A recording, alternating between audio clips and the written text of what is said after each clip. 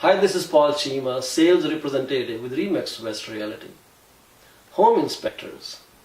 What do they do when someone buys a home? Is it worth spending money on a home inspector to tell you the house is good, which some people will see as good to their naked eye? What special thing those guys do for us? Why do we need to pay them? So, do you need a home inspector when you buy a new build home from a builder? So, these are some questions which are going to be answered by a home inspector who's been serving Greater Toronto area for over 7 years. So, let's welcome Mr. Pasquale Dorico, home inspector from Above and Beyond Home Inspections. Welcome to our studio, Mr. Dorico. How are you doing today? I'm well. How are you, Paul? Well, thank you very much for coming over. So, how do you like our studio? The studio is incredible. Wonderful. Absolutely beautiful. Oh, that excites me now. So as I told my audience, Mr. Dorico, sorry for my mispronunciation. So, want to say something about yourself? Absolutely. Just to let you know, I have been in the construction industry for over 30 years. I have sold real estate. I have lived in the Toronto GTA area all of my life. So I'm very familiar with what the area involves, the construction of it. Why should people go for home inspection? Well, what it does is it's peace of mind, number one, and most important. The other thing is I help the new buyer become familiar with the home. So Okay. there's certain things in the home that every single homeowner should know. Yes. And regardless of if they've had a home before, the water shut off, the furnace will be different. There's many different mechanical aspects of the house that will be different in one house than they were in another.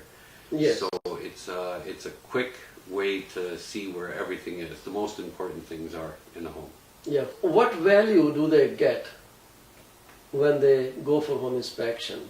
Because it's a big deal, right? It's a big transaction happening. It is a big transaction in comparison to what's paid for the house. It's Yes. actually fairly minimal. If you buy a car for $20,000 and you pay $1,000 to get it up to safety, Yes, that's a very interesting point actually. we'll Yeah. have no problem spending that. Most home inspectors will run you about $450 to $700, depending on the size of the home.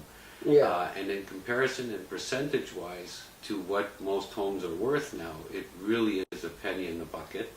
Yes. And more important than a vehicle. A vehicle, you can park it aside and you can say, I'll take the TTC, I'll take Absolutely. the bus. When it comes to a home, there's many things that at first may have been repaired temporarily by the seller. Oh, Not hidden intentionally, always, Yes. but sometimes there are things hidden. Sometimes there's things that the seller didn't even know about. Yes. The other thing that gets done by a well-done home inspection is preventative maintenance.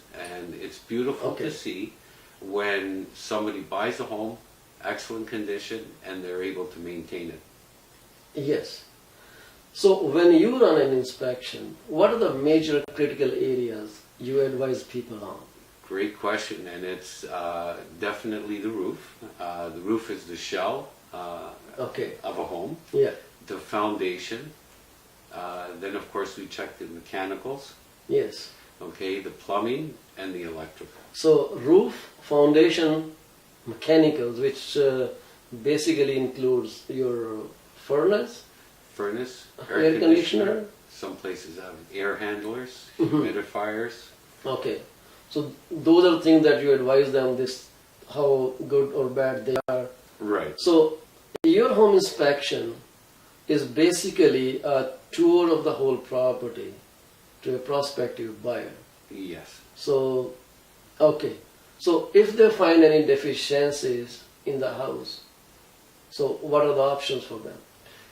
Well, as a home inspector, according to our standards, because most good home inspectors will belong to an association. Yes. The standard of practice may vary slightly from one to the other, but they're basically the same. We're not allowed to actually give out any prices, which is something that I can understand. And just because the prices could vary depending on materials that are Yes. replaced, the skill level of the professional doing the work. Now, having said that, what we do is we recommend what should be done, whether it's something that needs to be done ASAP. Oh, it's really mandatory before they move in. Absolutely. Okay. Yes, yes. And so we try to give them an idea as to whether are they looking to just fix the problem, Yes. repair it, or replace it. So as an example with a furnace, if we take a look at a furnace and we see that most furnaces will last between 15 to 25 years old, Yes. depending on the manufacturer, we'll then advise them and let them know that it's been well maintained and it could probably last till 20, 25. I've seen some furnaces that are 7 years old that I have recommended and said that it needs certain repairs. So you could Yes. well imagine a furnace of that nature in 15 years may need to be replaced. Well, that's really a strange thing. Like 7-year-old furnace needs replacement because someone is not keeping it well. Absolutely, and that's what we try to do as home inspectors, is to recommend the necessary maintenance so that in the long term you can make a furnace last 20 years, 25 years. If it's not maintained, I always say this, and that is I could buy the best Mercedes on the road, but eventually I will have to change the tires. Absolutely, and tires are something we never focus on. Absolutely, right? You wait until it goes bumpity bump, right? So, Yes. yeah. So it's that type of thing. And then simple maintenance, like this time of the year, we should be shutting off our water shutoffs for the outside. I find, having done this for long enough, that it's the very, very simple things that could make. Hi, this is Paul Chima, sales representative with Remax West Realty. Home inspectors. What do they do when someone buys a home? Is it worth spending money on a home inspector to tell you the house is good, which some people will see as good to their naked eye? What special thing those guys do for us? Why do we need to pay them? So, do you need a home inspector when you buy a new build home from a builder? So, these are some questions which are going to be answered by a home inspector who's been serving Greater Toronto area for over 7 years. So, let's welcome Mr. Pasquale Dorico, home inspector from Above and Beyond Home Inspections. Welcome to our studio, Mr. Dorico. How are you doing today? I'm well. How are you, Paul? Well, thank you very much for coming over. So, how do you like our studio? The studio is incredible. Wonderful. Absolutely beautiful. Oh, that excites me now. So as I told my audience, Mr. Dorico, sorry for my mispronunciation. So, want to say something about yourself? Absolutely. Just to let you know, I have been in the construction industry for over 30 years. I have sold real estate. I have lived in the Toronto GTA area all of my life. So I'm very familiar with what the area involves, the construction of it. Why should people go for home inspection? Well, what it does is it's peace of mind, Yeah. number one, and most important. The other thing is I help the new buyer become familiar with the home. So Okay. there's certain things in a home that every single homeowner should know. Yes. And regardless of if they've had a home before, the water shut off, the furnace will be different.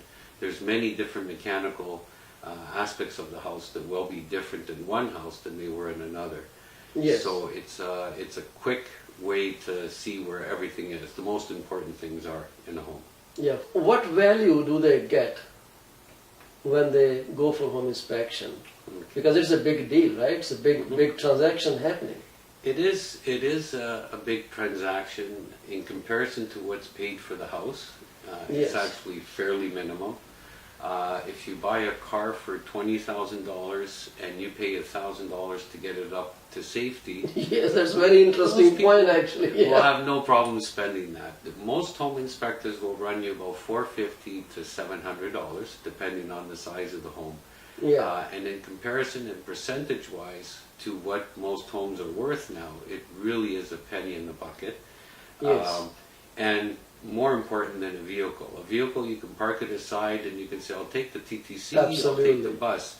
When it comes to a home, there's many things that at first may have been repaired temporarily by the seller. Oh, Not hidden intentionally, always, Yes. but sometimes there are things hidden. Sometimes there's things that the seller didn't even know about.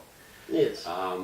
The other thing that gets done by a well-done home inspection is preventative maintenance. And it's beautiful Okay. to see when somebody buys a home, excellent condition, and they're able to maintain it. Yes. So when you run an inspection, what are the major critical areas you advise people on? Great question, and it's definitely the roof. The roof is the shell Okay. of a home, Yeah. the foundation. Then, of course, we check the mechanicals, Yes. okay, the plumbing, and the electrical. So roof, foundation, mechanicals, which basically includes your furnace, Furnace, air conditioner. Some places have air handlers, Mhm. humidifiers. Okay. So those are things that you advise them this how good or bad they are. Right. So your home inspection is basically a tour of the whole property to a prospective buyer. Yes. So, okay. So if they find any deficiencies in the house, so what are the options for them? Well, as a home inspector, according to our standards, because most good home inspectors will belong to an association. Yes. The standard of practice may vary slightly from one to the other, but they're basically the same. We're not allowed to actually give out any prices, which is something that I can understand. And just because the prices could vary depending on materials that are Yes. replaced, the skill level of the professional doing the work. Now, having said that, what we do is we recommend what should be done, whether it's something that needs to be done ASAP. Oh, it's really mandatory before they move it. Absolutely. Okay. Yes, yes. And so we try to give them an idea as to whether are they looking to just fix the problem, Yes. repair it, or replace it. So as an example with a furnace, if we take a look at a furnace and we see that most furnaces will last between 15 to 25 years old, Yes. depending on the manufacturer, we'll then advise them and let them know that it's been well maintained and it could probably last till 20, 25. I've seen some furnaces that are 7 years old that I have recommended and said that it needs certain repairs. So you could Yes. well imagine a furnace of that nature in 15 years may need to be replaced. Well, that's really a strange thing. Like 7-year-old furnace needs replacement because someone is Right. not keeping it well. Absolutely, and that's what we try to do as home inspectors, is to recommend the necessary maintenance so that in the long term you can make a furnace last 20 years, 25 years. If it's not maintained, I always say this, and that is I could buy the best Mercedes on the road, but eventually I will have to change the tires. Absolutely, and tires are something we never focus on. Absolutely, right? You wait until it goes bumpity bump, right? So, Yes. yeah. So it's that type of thing. And then simple maintenance, like this time of the year, we should be shutting off our water shut-offs for the outside. I find, having done this for long enough, that it's the very, very simple things that could make an identical model home next door to each other. One looks like it's 20 years old and the other one looks like it's almost only 2 or 3 years old. And it's just a matter of very, very simple maintenance. There's a maintenance schedule as a homeowner Yes. that we should follow. Following that, our house will be well protected from things that can go wrong with a home. Very interesting point, I would say, when you talked about this manual thing. All the appliances, they do come with some kind of manual, and Mr. Dorico is just saying a house should also come up with a manual, right? The operating instructions of a house. So this is what I guess you provide a manual to them, you tell them schedule of maintenance? What I love to do with my clients is, in my particular case, and many of us serious home inspectors, and I say that for a reason, what Yes. we'll do is we'll always leave it open for any client to phone us at any time as long as they own the home. Perfect. So that many of us will send out either a monthly letter, depending on the home, through the association, they actually send it out. And All right. so this time of the year they'll be saying, in regards to the shutting off of the water valves. So it's basically a reminder for homeowners. I mean, we all get busy. I need, the radio to remind me to do my Absolutely. taxes, right? I'm So- not an accountant, right? So it's one of those things where we have professionals around us to help us. So basically, once someone gets inspection done from you, with his permission, you can just keep reminding him off and on that this thing is changing, the weather is changing, so you take care of your soffits or downspouts or so many other things that go with the house, so people don't forget it. Well, this is a great suggestion from Mr. Dorico that you should follow a maintenance schedule. I guess that will save people tons of money in the longer run. Absolutely, absolutely. When I first joined doing home inspections, when we found a leak, whether it was small or large, in a basement, and unfortunately it happens, Yes. our instructions were to let the customer know that they're going to have to dig holes around the house, and they're going to have to do all very expensive work. Because of our experience as an association, what ended up happening is we figured out that a lot of it is just making sure that the water that comes on top of our roof gets managed properly. Yes. So it comes to maintenance. Very, very minimal expenses sometimes can save you so much money in the long run. So that is, And- if they know when they move in, they know this problem might come up Right. for future corrections. Right. And they need to keep a watch on that. The unfortunate part that I'm seeing is so many homeowners that are selling their house, doing a lot of these repairs because more and more people are becoming aware of what should be done. Yes. And I'm seeing that it's freshly repaired, freshly Covered installed, up. right? And I'm not, a lot of times it's extending the downspouts, simple things like that they've lived in the house for 5 to 10 years, never did it. Now they're selling their house. They're aware that it should be done, or it should be done, and so they're doing it. And but little things like that. It's what I'm finding is a lot of times it's the simple things that aren't done because we all get busy. We get involved with our lives, with Yes. holidays and Yes. so on, and work and family and taking kids to soccer and dancing, so on. That sometimes we forget the simple things. So I always say, and I try to do with every inspection that I do. There'll be a list of things that should be done. Yeah. And I usually tell them, at the end, think of your reward as a case of beer or a bottle of good whiskey, whatever the case is. But it's important because they're the small things that can save a home. So you are like a teacher watching the students if they've done the homework or not.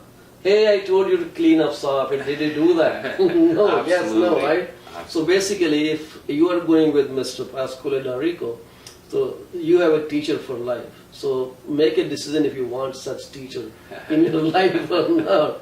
So, well, when you spoke about sellers fixing those things, that triggers a new question in my mind. In the last couple of months, like before April, we saw, I think nearly 1/3 or 2/3 people, between 1/3 and 2/3 people, who are selling their homes going for pre-inspection, Right. pre-listing home inspection of the property.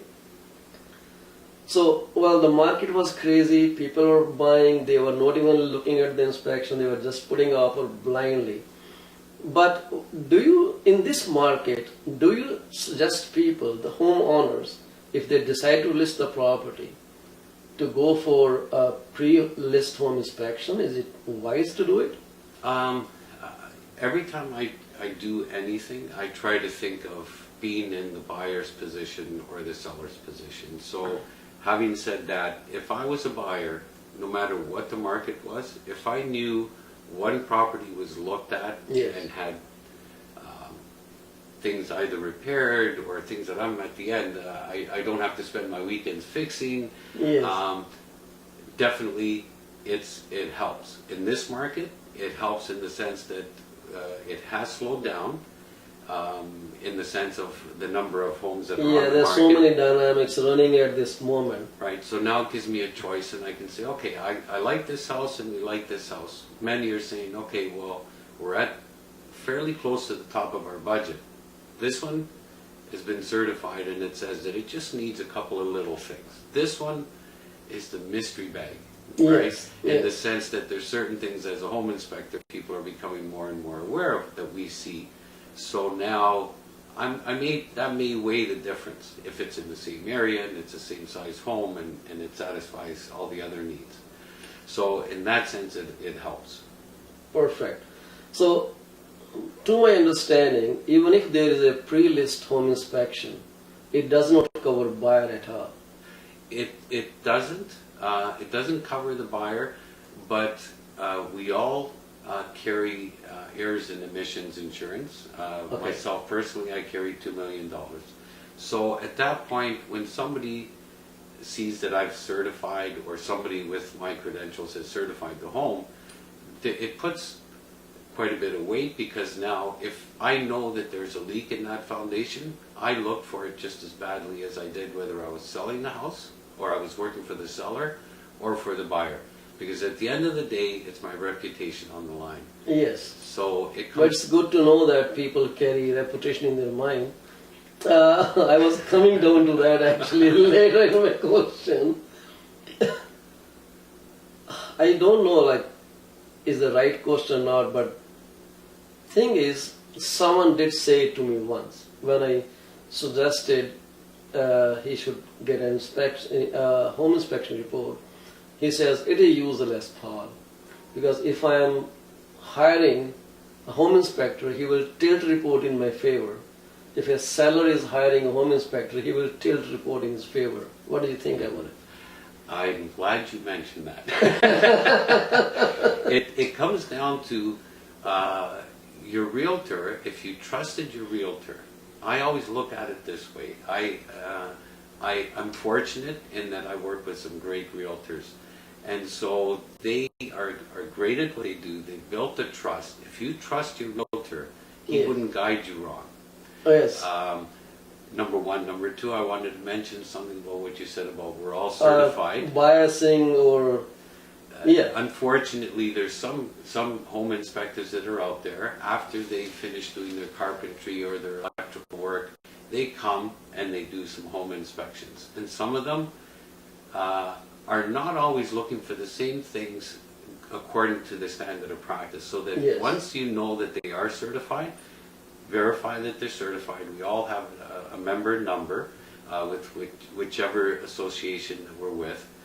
We can easily show them the insurance that we carry, because to get certified, unfortunately, with some associations is fairly easy.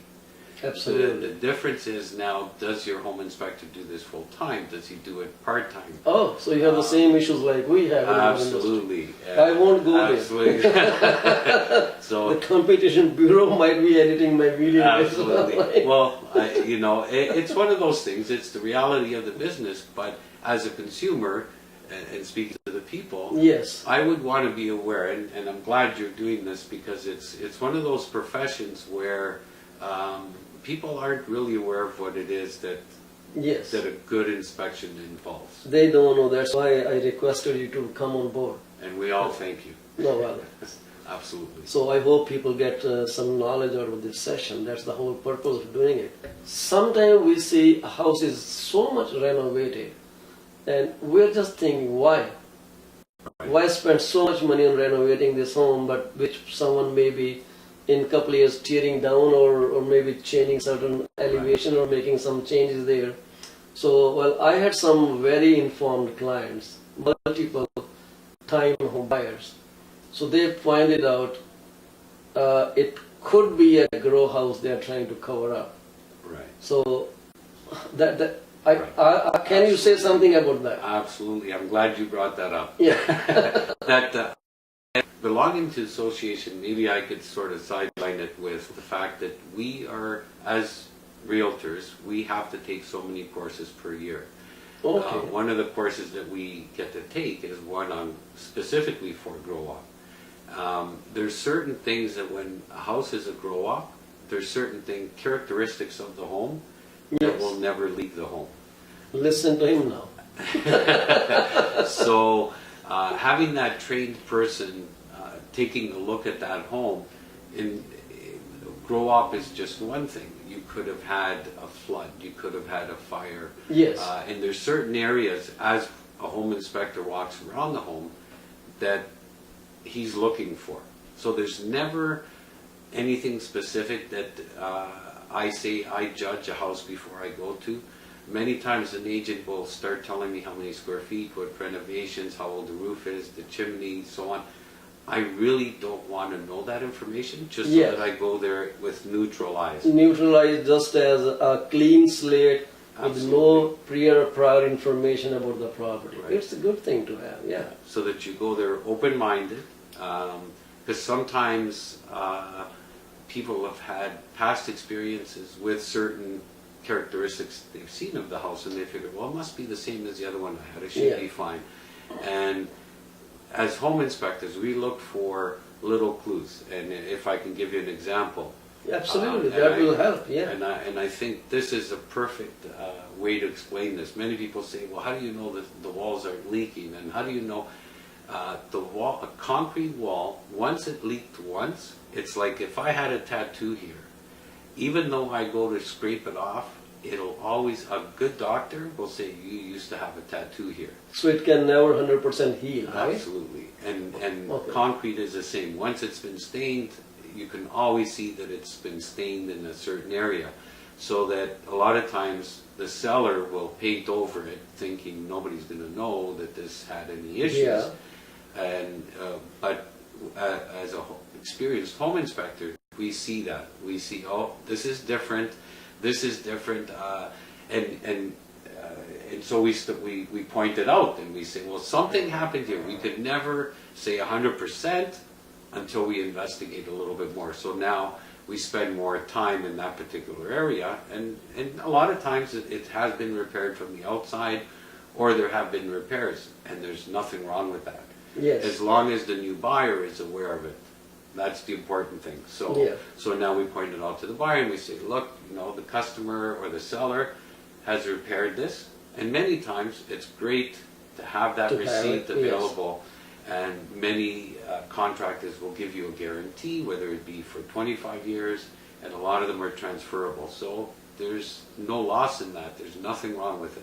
Yes. So this is when you can actually see the cracks or leakage in concrete. Like for a built-up home, a finished home, it will be very difficult to find out that crack or leakage if it is behind the walls. Is there any instrumentation that you use that can help you tell a buyer that, Mr. Buyer, this looks nicer on the outside, but I can tell you there is moisture, or there is dampness, or there is a lack of insulation, anything like that? Is there Right. something you can tell about? Absolutely. We carry a moisture reader, which tells us if there's any moisture on drywall, on Okay. concrete, or on wood. We also carry an infrared camera, Ah, no, we're talking tech stuff like Star Wars. like Star Wars. Yes. So Yeah. infrared camera, wonderful. It's a great tool, Yeah. and what it does is it actually measures not moisture, but temperature. So it can see through the walls, the IR camera? It'll actually feel the temperature Oh. of the wall, and Okay. the wall will give a different temperature if it's moist or if it's dry. Oh, I was kind of freaked out. I say if it can see behind the walls, it can see behind the clothes too. You got it. No, we've been Oh my looking goodness. into that one. Okay. No, that one is still not available. So it's an actual fantastic tool. That's actually yours, I think. Oh, okay, thank you. So it's a great tool for a number of reasons. Many times we'll check the water temperature with it, Yes. the insulation inside of an attic, whether there's insulation in the wall, so that if it's an older home in Toronto and the repairs have been done, we'll be able to tell whether the insulation has been completely filled. Basically, when you see some renovations overly done, I would really advise you to be a bit cautious but not freaked out. Am I right? Absolutely. Right? Because too much renovations done just before listing a property, I think you should be able to ask the listing agent or like ask your home inspector to investigate further Absolutely. why it has been done, because too good could be too bad sometimes. Right? Right, and it'll be too late after that. Yeah. And a lot of times when you see renovations, the home inspector is able to many times wonder why something has been done. Yeah. In the sense of if we see a door that's been cut out, we have our ways of looking for certain properties The objective ways actually. and say, okay, this wasn't here, this is recent, Yeah.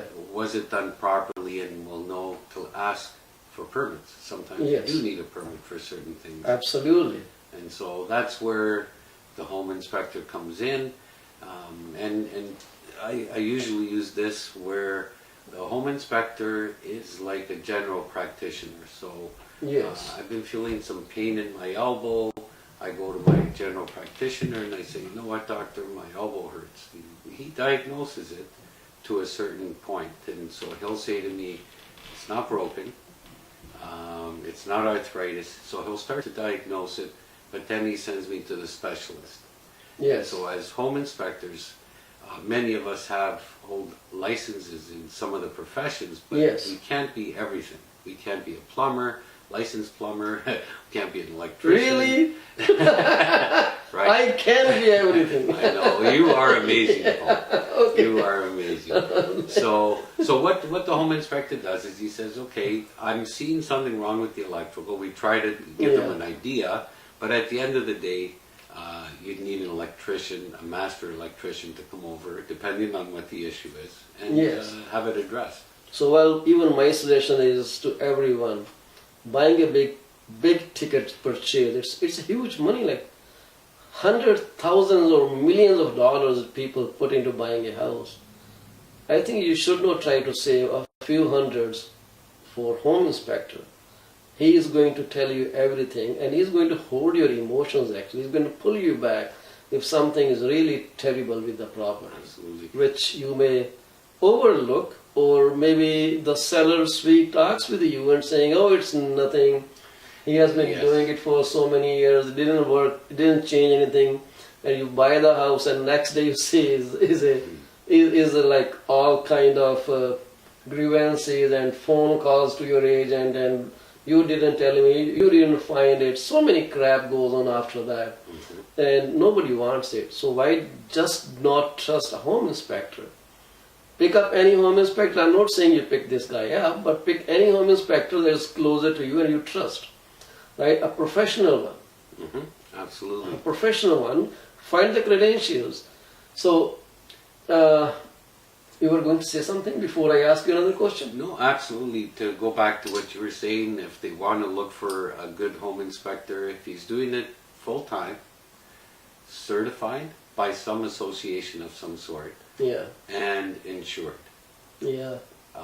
for them to have at least a minimum of those, because I've had situations where people have had it inspected by quote unquote an inspector, and you know, to me it's sad because it's a lot of money that's being spent, $500, $1.5 million, $2 million, to try to save $100. Yeah, I don't know why it happened. It's human nature. We think we're saving money. And the other thing, if I can, is the other thing to ask for is what type of report are you going to get back from the home inspector? Oh, wonderful. Yeah, Some thank you for give a pointing it out. report, Yes. Some don't give a report. Some will just give a bunch of literature, and some will give both, which, excuse me, the majority of us at this point, we all have our own systems. You look like you're ready to laugh. I'm And- laughing because I have this experience just recently. Right. So we have narrative Yeah. and pictures because a picture says is worth 1,000 words. And what happens is it's easily seen what the inspector is talking about, right? So to give you an idea of what happens with the home inspector at the end, or inspection at the end, is most home inspectors will sort of round up what the issues might be, whether they're small or large. Is there any database where people can just go online, like you're regulated? Yeah, we're regulated in the sense that we have the E&O insurance, and unfortunately in Ontario we're not licensed, so we're not Okay. really regulated to say All right. we belong to associations. So there's no If- database like. Absolutely none at this point. So the referral or ask your other family and friend which home inspector they chose and were they happy with the discovery and the house that they bought, did it give any trouble to them later on, Right. right? Or if you call me, then I'm going to get the right person because I recommend people based on performance. I am not personally connected to anyone. Mhm. And it's easy because I love my clients like crazy. Mhm. We're more like friends than client or agents.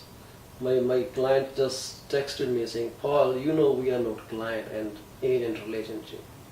Right. So I so love those things because get someone who is totally objective in recommending, as not looking at pennies as a kind of what we call bird dog feeds.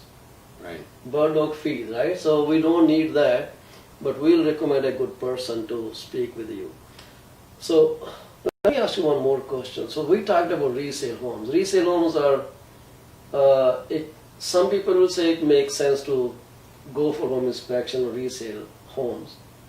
So coming to new homes, the one the builder just gave, smell all nice, clean, beautiful, like a brand new car, right? You know the new home smell? Absolutely. It drives people crazy when they walk in. They're like, "Oh my God!"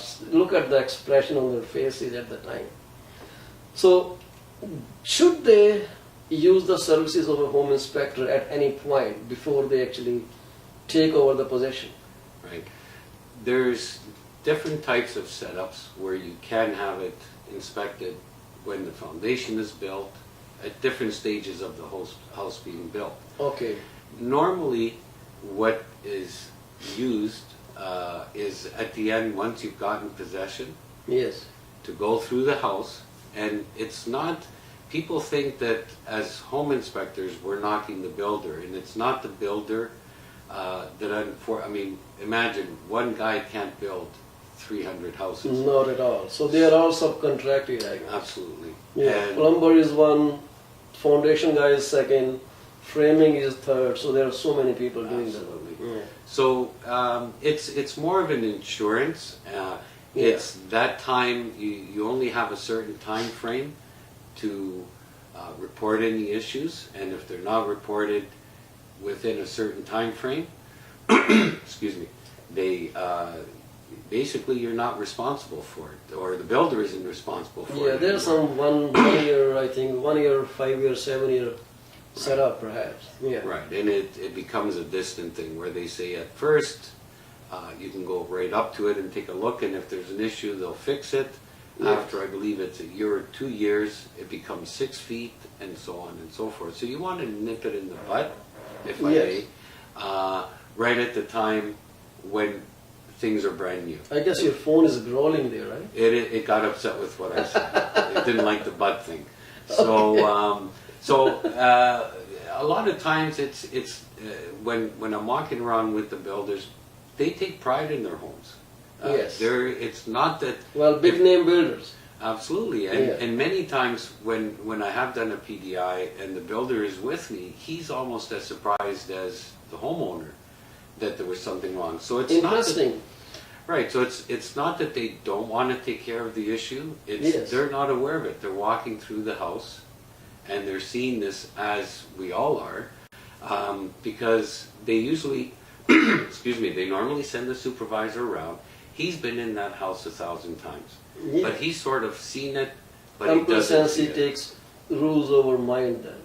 Absolutely. I think the best example for that is my own sister bought a house. Hmm. I went to do a home inspection, and So you went with for PDI. this was on a used home. But just to give you an idea Okay, of yes. a perspective of how, when we're looking at the house, one way we look at it differently than if, Yeah. and I'll sort of explain that, right? Yeah. So I went, I did the home inspection, I was there for almost 2.5 hours. And then my sister started asking me, did you see that door? Did you see the glass in the door? It was customized. I said, no, I didn't. I made sure the door would open and close and there were no cracks. Absolutely, because you are not carrying emotions. Absolutely. Yeah. So it's more of a neutral look at everything. She said, did you see the layout? I said, Rose. No. So I know your when- sister's name is Rose now. Absolutely, one of them, yes. Yeah. So what happened was when she went in for the second inspection, like just a showing, I went with her. I said, I want to see your house now. So I went as As her a brother, family to member. see, as Yes. a family member, to see what the house is like. Yeah. So what I'm getting at is we sort of wear certain glasses when we do a home inspection. We're looking Yes. at it from a different, if you don't like the color, not my problem. Well, that is investigative eye when you go for a PDI. One should have investigative eye actually Yes. at all the time when you're buying a home. But how many people actually prefer to hire a home inspector for PDIs? At this point, we're probably at the same ratio we were at 10 years ago with resale homes. Okay, It so wasn't has- very okay. common. But as time goes on, people are starting to realize that it's worth the investment. I've had Yeah. customers that'll phone me even in the second year. And it's not so much that they think the first things weren't taken care of. Yeah. They just want to be 100% sure. So it is a good idea basically to have inspector. It's like average home in GTA is close to $700,000, Mhm. more or less. I'm just talking a very wide area. Mhm. So your fees will be between $450 to $700 or $800. Well, it's a small fee to cover for a biggest concern It is. that may come up later and could actually give you sleepless nights till builder repairs it, Right. right? So why not nip that thing in the bud when you move in? You know that this has to be done. And the other thing that I like to do with PDIs is actually give out a list, a summary of what needs to be repaired. Perfect. And I've had supervisors walk with me and write things down. The reason why I think it's a benefit to have a summary is that now I always recommend to my clients, I say, well, now what you're going to do is you're going to go to the office of the builder and you're going to say, okay, Yes. Pat mentioned that I need the switch replaced in the living room. When are you going to do it? In a week I should have the electric. Okay, great. Okay, The but it's documented now. So it's documented. Yeah. And now what it does is it just helps everybody be accountable. Absolutely. So now if you have a list of 10 things and you ask the person that's going to be repairing it, when is that going to get done? He'll give you an overall picture Yes. of when it's going to get done. This way here, you can go back and sort of hold them accountable and say, Paul, you had mentioned that the electrician would be here in a week. It's been a week and a half. And a lot of times it's because he's forgotten. He's running a big site. He's got many Yes, things to think about. it can, like, people forget. Right. So what many of them, excuse me, what a lot of people will do is they'll write that time frame in, and Yes. then they'll take a photocopy and say, I thought you might find it helpful if I leave this with you. Yeah. I know you have it, Yeah. and it just because you don't want it to be a war between I want it done, I'll do it when I want, because Yeah. then it's bad. It's inconvenience and it's lack of peace of mind. You want it Basically. done. You deserve to have it done. The supervisor's going to get it done. It's just a very, in my opinion, it makes it more peaceful. Where you, communicated it differently than saying, when am I going to get this done? And then the supervisor says, Well, you can "Feel set like up alarm on your smartphone these days. There are calendars, there are reminders, so you do not lose a time Absolutely. when it was due. So I wanted to ask you another question about new home. You going for new home inspections. Mhm. Do builders object to home inspector being present because they may say we sold the house to you as a buyer and only you are authorized to come do PDI. We don't want anyone else to come in with you, not even other relatives sometimes. Do they do that? There are some I've been challenged that way. Yeah. But that's when I bring in my personality. I mean, I always tell them I'm going to do my own thing. I won't. So it really depends on. Again, it's the same as making that list and saying I want this fixed within a month, Yes. or going in there diplomatically.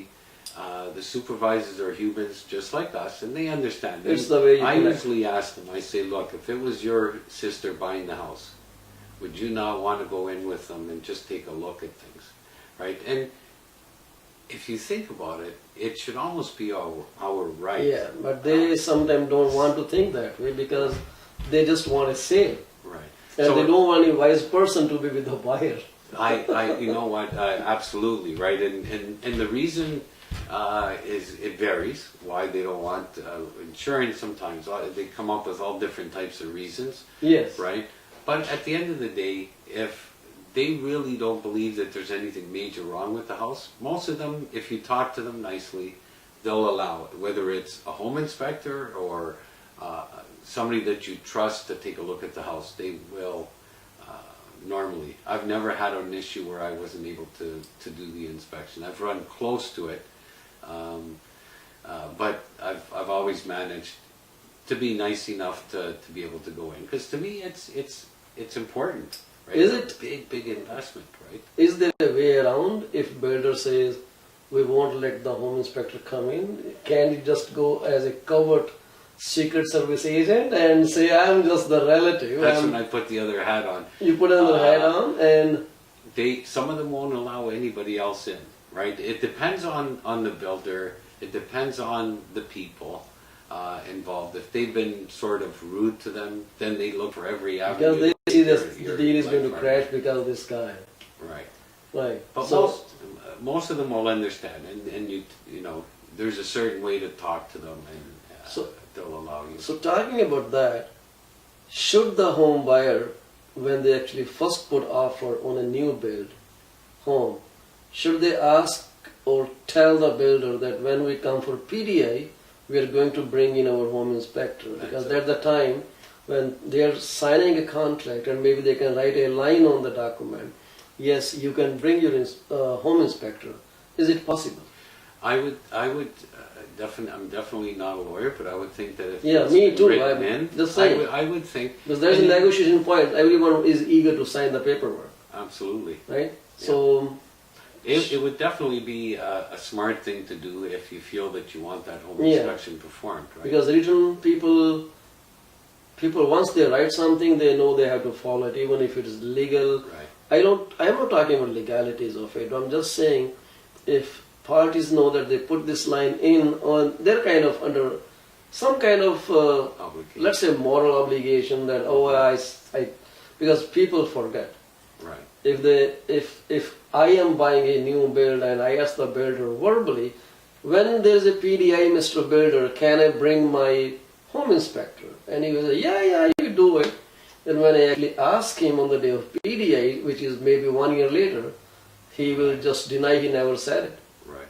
Well, there's that, and also at negotiation, you're dealing with the salesman, Yeah. and then when you're getting the PDI done, it's a supervisor. So there wasn't that communication, Oh yes. and So that becomes an issue. So this way here, you have the piece of paper, and you say, oh, well, maybe you're not aware yeah. that we did write it. And again, it's all in the way it's presented. Well, The you may not supervisor- take a home inspector with you, but there's no harm in asking. Absolutely. When you put your what do you call Johnny Hancock on the piece of paper, right? Absolutely. You And ask him. Yeah, gives you that option if you feel a need for it, right? At least you'll be able to. Inspections, is buyer, like, do you give some kind of insurance to buyer? Like, I have done this inspection, and if something goes wrong, whatever I told you is correct. If something doesn't work the way I said it works in my report, is there any coverage? Okay, I'm so glad you asked that, because we were referring to pre-listing inspections. Yeah. I did one pre-listing inspection in April. All right. Come, I believe it was April, May, June, the house it sold in May. In June, the buyer was there for a visit, and as they were walking away, they noticed the shingle missing. All right. Now, what happened in that scenario was the buyer, of course, turned around and said, you Yeah. know, look at what I saw, so on and so forth. And of course, the issue of the shingle has to be taken care of. Absolutely. And it was all worked out between the salespeople. As a home inspector, which is what we're coming down to, what we guarantee, or if there is a guarantee, unfortunately, I'd love to be able to say, I'm going to guarantee that no exterior factors are going to take over this. Yeah, I will control So, the weather guards for We some can't. time. And that's exactly what happened. The difference is, if you take enough pictures, we'll be able to show you that, because we're not out to mess anybody up. So what happened in that scenario was I had pictures of every part of the roof. The time I did the inspection, there was no shingle missing. Yes. The wind blew it off, and of course it's missing. So That is external factors, and I understand that. What about furnace? If a home inspector says the furnace will last 6 more years, like Right. it has a lifespan of 6 to 10 years, and suddenly 6 months later the furnace just dies. right. Is there any kind of insurance home inspector can provide or cannot provide? There are certain insurances that can be provided. Yeah. Okay, and they're usually at a cost to somebody. To somebody, like 1 year maintenance guarantee or 2 year maintenance guarantee. I always recommend that you phone the supplier, the gas supplier. Many of them have, for a minimal cost, an insurance that'll cover the heating equipment, Yeah. the air conditioner. Some of them now have a plan where they'll even cover the plumbing for the house and the electrical for the house. So if pipe leaks, it'll be Wonderful. covered. Okay, so So- there are programs available. They're not readily, always readily available, because Yes. there's a cost to it, and it's a matter of who wants to pay for that. But there are some programs available. Well, I would say the maintenance warranty with one company, the Direct Energy and Enercare now. It's not Direct Energy anymore. Enercare, they do provide free, not free, maintenance warranty. They charge some little money, but money monthly, and it's always a good idea to buy that, because home inspectors cannot foresee future.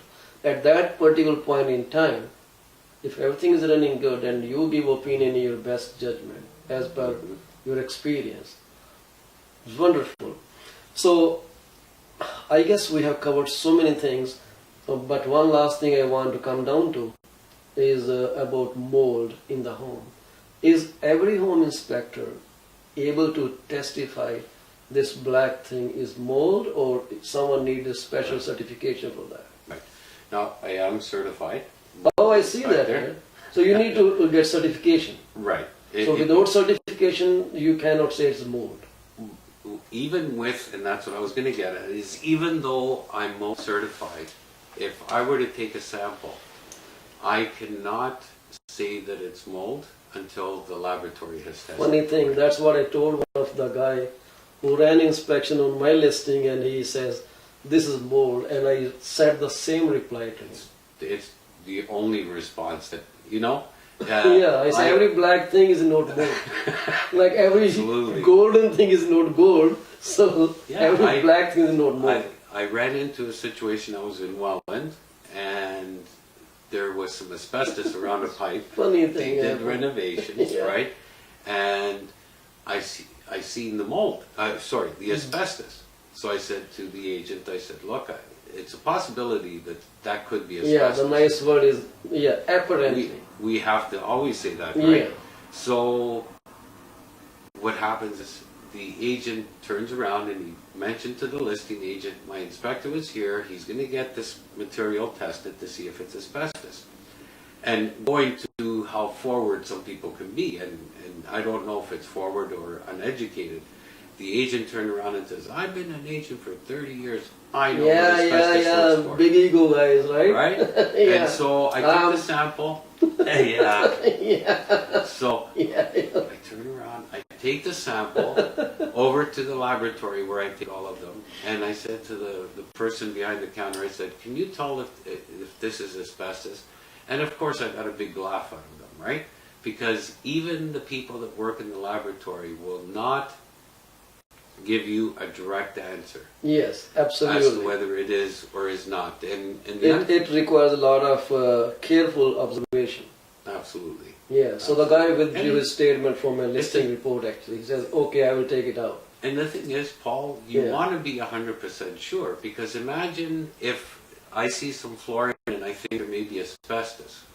If there's asbestos, the cost of removing it, if there is or isn't, is such a big difference. Yes. That unless I'm sure, if I was buying the house, I would want to know one way or the other. It has a potential to cause a kind of stigma to the property as well. Absolutely. Saying everything is black is mold, it can, like, I think the seller can actually go after the home inspector if he feels he was wrong in the reporting. Right. And if I can say something else, now I'm mold certified, which means I can check for the mold. Okay. Every home inspector, again, is professional, should be always looking out for it. Yes. So if I was not mold certified, if I'm walking around the home, I'm still looking to see if there is mold. If I see a possibility of mold, I can't say it is or it isn't. I cannot check it. I need to get somebody that's certified. Refer to someone else. So I want to clarify that, because there's some great home inspectors Yes. that aren't maybe mold certified, which means they can't check for it in the sense of getting it over to a lab, but they can give you some caution and say that could be mold. So now you might have to hire somebody else to come over to check to see if it is mold or not. Yeah, Pat, I could keep on talking with you for the whole night actually, because this is such a huge subject which people don't understand. Why home inspector? Well, I personally recommend get your home inspector, do the home inspection. It's going to save you from a lot of trouble. This is my actually sincere advice to everyone who is thinking of buying a home and is watching this video. So I will ask you one last question, then we wrap it up. Buyer has bought a house, you inspected it, and you recommended certain changes which are really critical. Will you go for, if the buyer so requests, will you go back and just check if they did the stuff? Yes, absolutely. In fact, a great example of that is for pre-listing. And this is where we, as you said, there's so many different areas in the home inspection business that we could talk about. But yes, well, I could go sort of on and on here. Mend this in, let's say you're going to sell your house and you're the one that had to make the repairs. So now I need to come back and make sure that those repairs are done. Been carried out. Personally, I go back, I don't charge anything extra. I feel that a kind of obligation. An obligation, because it's a process here, right? We're all trying to meet one goal. Yeah. And the last thing that I want is a report that wasn't fair, because I went in, I recommended some things. I actually feel happy when I see the client's actually done some of the work, because so that means the buyer has been benefited from your report, actually, because that report is going to save you tons of money. And like some people will say, okay, we know what home inspector told us and we can always check it out, but not always. Let's talk about electric panel. It's my personal experience. There are certain homes where one circuit breaker has been used for a couple of items together. Right. You will see more than 1 or 2 or 3 wires stuck into that. Jammed in there. Jammed in there. And if he has told you that this has to be separated, and the seller tells you on closing, a day before closing, if he has done that, unless you open that panel, you will not find it. Absolutely. So only he can do that. So trust yourself, but do not over-trust when it is stepping into some other professional area. Always get the right advice. And so Pat is here, Pasquale D'Arico is full name. And if you have any question, he will be leaving his phone number here. We'll be showing it on the screen here, on the screen on this side. So you can always give him a call, ask him any question you have, and I don't think he will feel angry. I'd be happy. Will you be angry? I'd be happy. So he will not I be would angry. He will love to answer that, because this is what a true profession does all the time. Any question, you may not have to hire him, that's fine. Give him a shout. Ask for his opinion, and if you need more information, well, me and him are always here. Right? Do you want to leave your Absolutely. information, or you keep it secret? I keep it. No, I actually encourage. I should mention that I love doing what I do. Wonderful. So it actually makes me happy when I have people phoning me and asking for my opinion. Perfect. So as long as you're patient in the sense that if I'm in the middle of an inspection, I may not necessarily be able to answer right away, but Yes. at any time, if you're with your agent and you see something, or an agent, they see something, Yes. and you say, I'm not sure if this is right. The fortunate part with today is that we all have a camera. Take a picture of it, send it to me, Text it to you, yes. right? And I'll give you my opinion. Keeping Yeah. in mind that I'm giving you my opinion based on what I see only. Absolutely. But absolutely, and there's no charge for something like that. I encourage it. I want people to know what they're buying. And That's this is not what even a this is honey all trap. about. You ask professional No. advice. Yeah. We'll give the professional advice. You choose whoever you want to choose. Absolutely. But we will give you the right advice regardless you work with us or not. This is our job, Absolutely. right?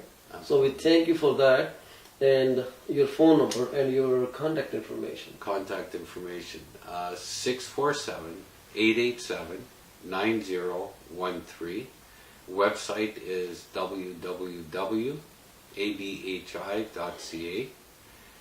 If I could just mention, on the website there's a few videos for do-it-at-home, do-it-yourself type of projects. If there's a project you're trying to take on, you Yes. want a video on what I think is a good video, by all means just send me a text at pdorico@gmail.com. It's right here. So you can always shoot an email to him or text him. So it is 647-887-9013. 13. What a memory. Yeah, I'm trying to improve it. Very good. So give him a shout. And thank you very much, Mr. Pasquale D'Arico. Thank you, I Paul, appreciate for your having time me. and educating people. Thank you. So, well, he is the man if you need any question. Thank you very much for your time again. Bye-bye. Bye-bye.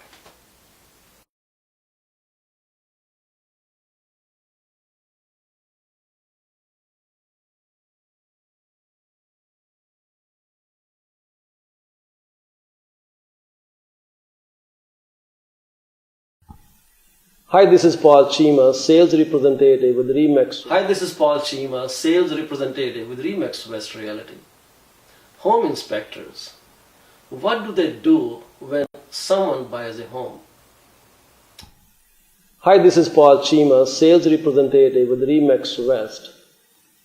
Today I'm with my guest, Peter Blatidis of Blatidis Legal Services in Mississauga. He's here to talk about the hot topic, which is on the top of mind of landlords and tenants. This is about residential tenancies. So Peter, welcome to our studio. Hi, Paul. Pleasure to be here. Thank you for having me. Well, it's great to have you here. Thank you. So Peter, would you like to tell about yourself and your services you provide to people? Sure. I've been a licensed paralegal now since October of 2015. My current firm is Blatidis Legal Services. I'm located at 52 Village Center Place in Mississauga, Okay. just right across the street from Square One. And I service the Mississauga and Brampton area, but I also service the Greater Toronto area from Hamilton all the way up to Barrie, and from Barrie all the way down to Oshawa and anywhere in between. Wow, that's a long drive for you. It is. It can be sometimes. So that means you are paid heavily so you can take those trips. Well, given that this is going to be posted online, I really don't want anyone from CRA to know how much money I really make. Yeah, so we'll edit this portion. So Peter,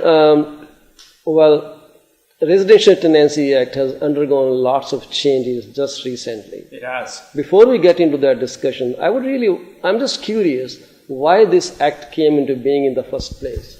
So the Residential Tenancies Act has gone through various changes throughout while it's been. The Residential Tenancies Act has been around Ontario law. It's been Ontario law for quite some time. It's gone through various changes, and some changes have been whether it's renaming the title of the act, adding or removing certain clauses, or not clauses, portions of the act, and adding to its regulations itself. This latest change that came about in April, which deals more with the Rental Fairness Act, brought on some pretty significant changes to the Residential Tenancies Act. So that means they were just done recently, those you're talking about? Correct. Okay. Even though the act had received royal assent, a lot of the changes weren't implemented until a month or 2 months ago, but the changes to the act itself became law as of April of 2017. Well, I would definitely like to go more into those details because I meet with so many people. Residential Tenancy Act, when it's landlord, they ask us to put so many things which I think are wrong, but it takes me a while to make them understand. And when I'm working with the tenants and they want me to put something in which I tell them doesn't work like this. So those are very critical things, but before we go into that, as per certain provisions didn't change, those provisions are still the same as they were before and after. Let's talk about pet provision clause. It has been there and we have been seeing on the listings, no pet please. Right? Well, the pet provision clause within the Act has been voided for quite some time. A landlord, for example, owning a semi-detached or fully detached house, renting out a home, cannot discriminate against a tenant from having a pet. Whether or not the tenant discloses that, the pet is allowed inside the home. The landlord or the tenant must be aware that that they could be liable for any and all damages that the pet may cause in the home. But the landlord himself or herself cannot put in a clause in the tenancy agreement banning animals from the rental unit. So let me ask this question. So when agents put in this line in the listings that no pets permitted. So are they within their legal rights to say that on a listing, which is a public record? No, they're not. There are exceptions to the rule. So, for example, if let's just say the landlord resides in the same on the premises and they have a very severe allergy to an animal, then that could be placed inside saying that, or that type of clause can be added to the contract, but be able to support it. If you're just writing it in because you don't want the tenant to have a pet inside the home, that clause it's not enforceable. Correct me if I'm wrong. I read somewhere that landlord can refuse renting to someone who has a pet. But once the guy is into the house, whether he lied or not, the landlord cannot evict him just because he had a pet now. That's true, and that does happen very often where a tenant won't be upfront and honest with the landlord when they're filling out their application, and they'll say that they don't have a pet, and they'll take possession of the unit, and they will bring an animal inside. At that point, you can't evict the tenant based on the fact that they brought an animal into the home.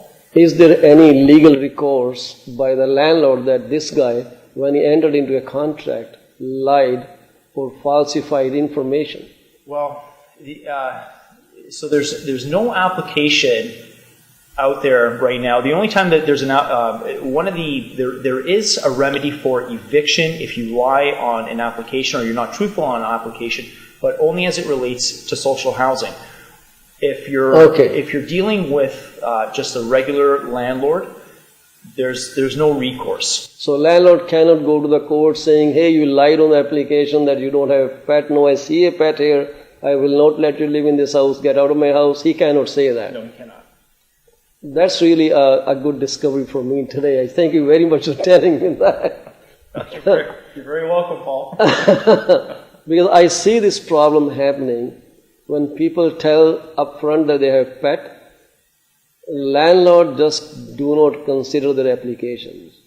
They just keep looking, and it's so frustrating for many of our agents who get into this trouble all the time. So the second thing that I wanted to ask was about the duties of landlords and tenants. Okay. Like I often see, or it's a demand of landlords as well, the tenant will maintain the lawns. Tenant will do the snow removal. Tenant will do this and that thing. So whose responsibility is it to maintain the lawns, to do the snow removal and all those things? Is the tenant responsible for it? It is always going to be the landlord's responsibility. A landlord cannot contract out their maintenance obligations.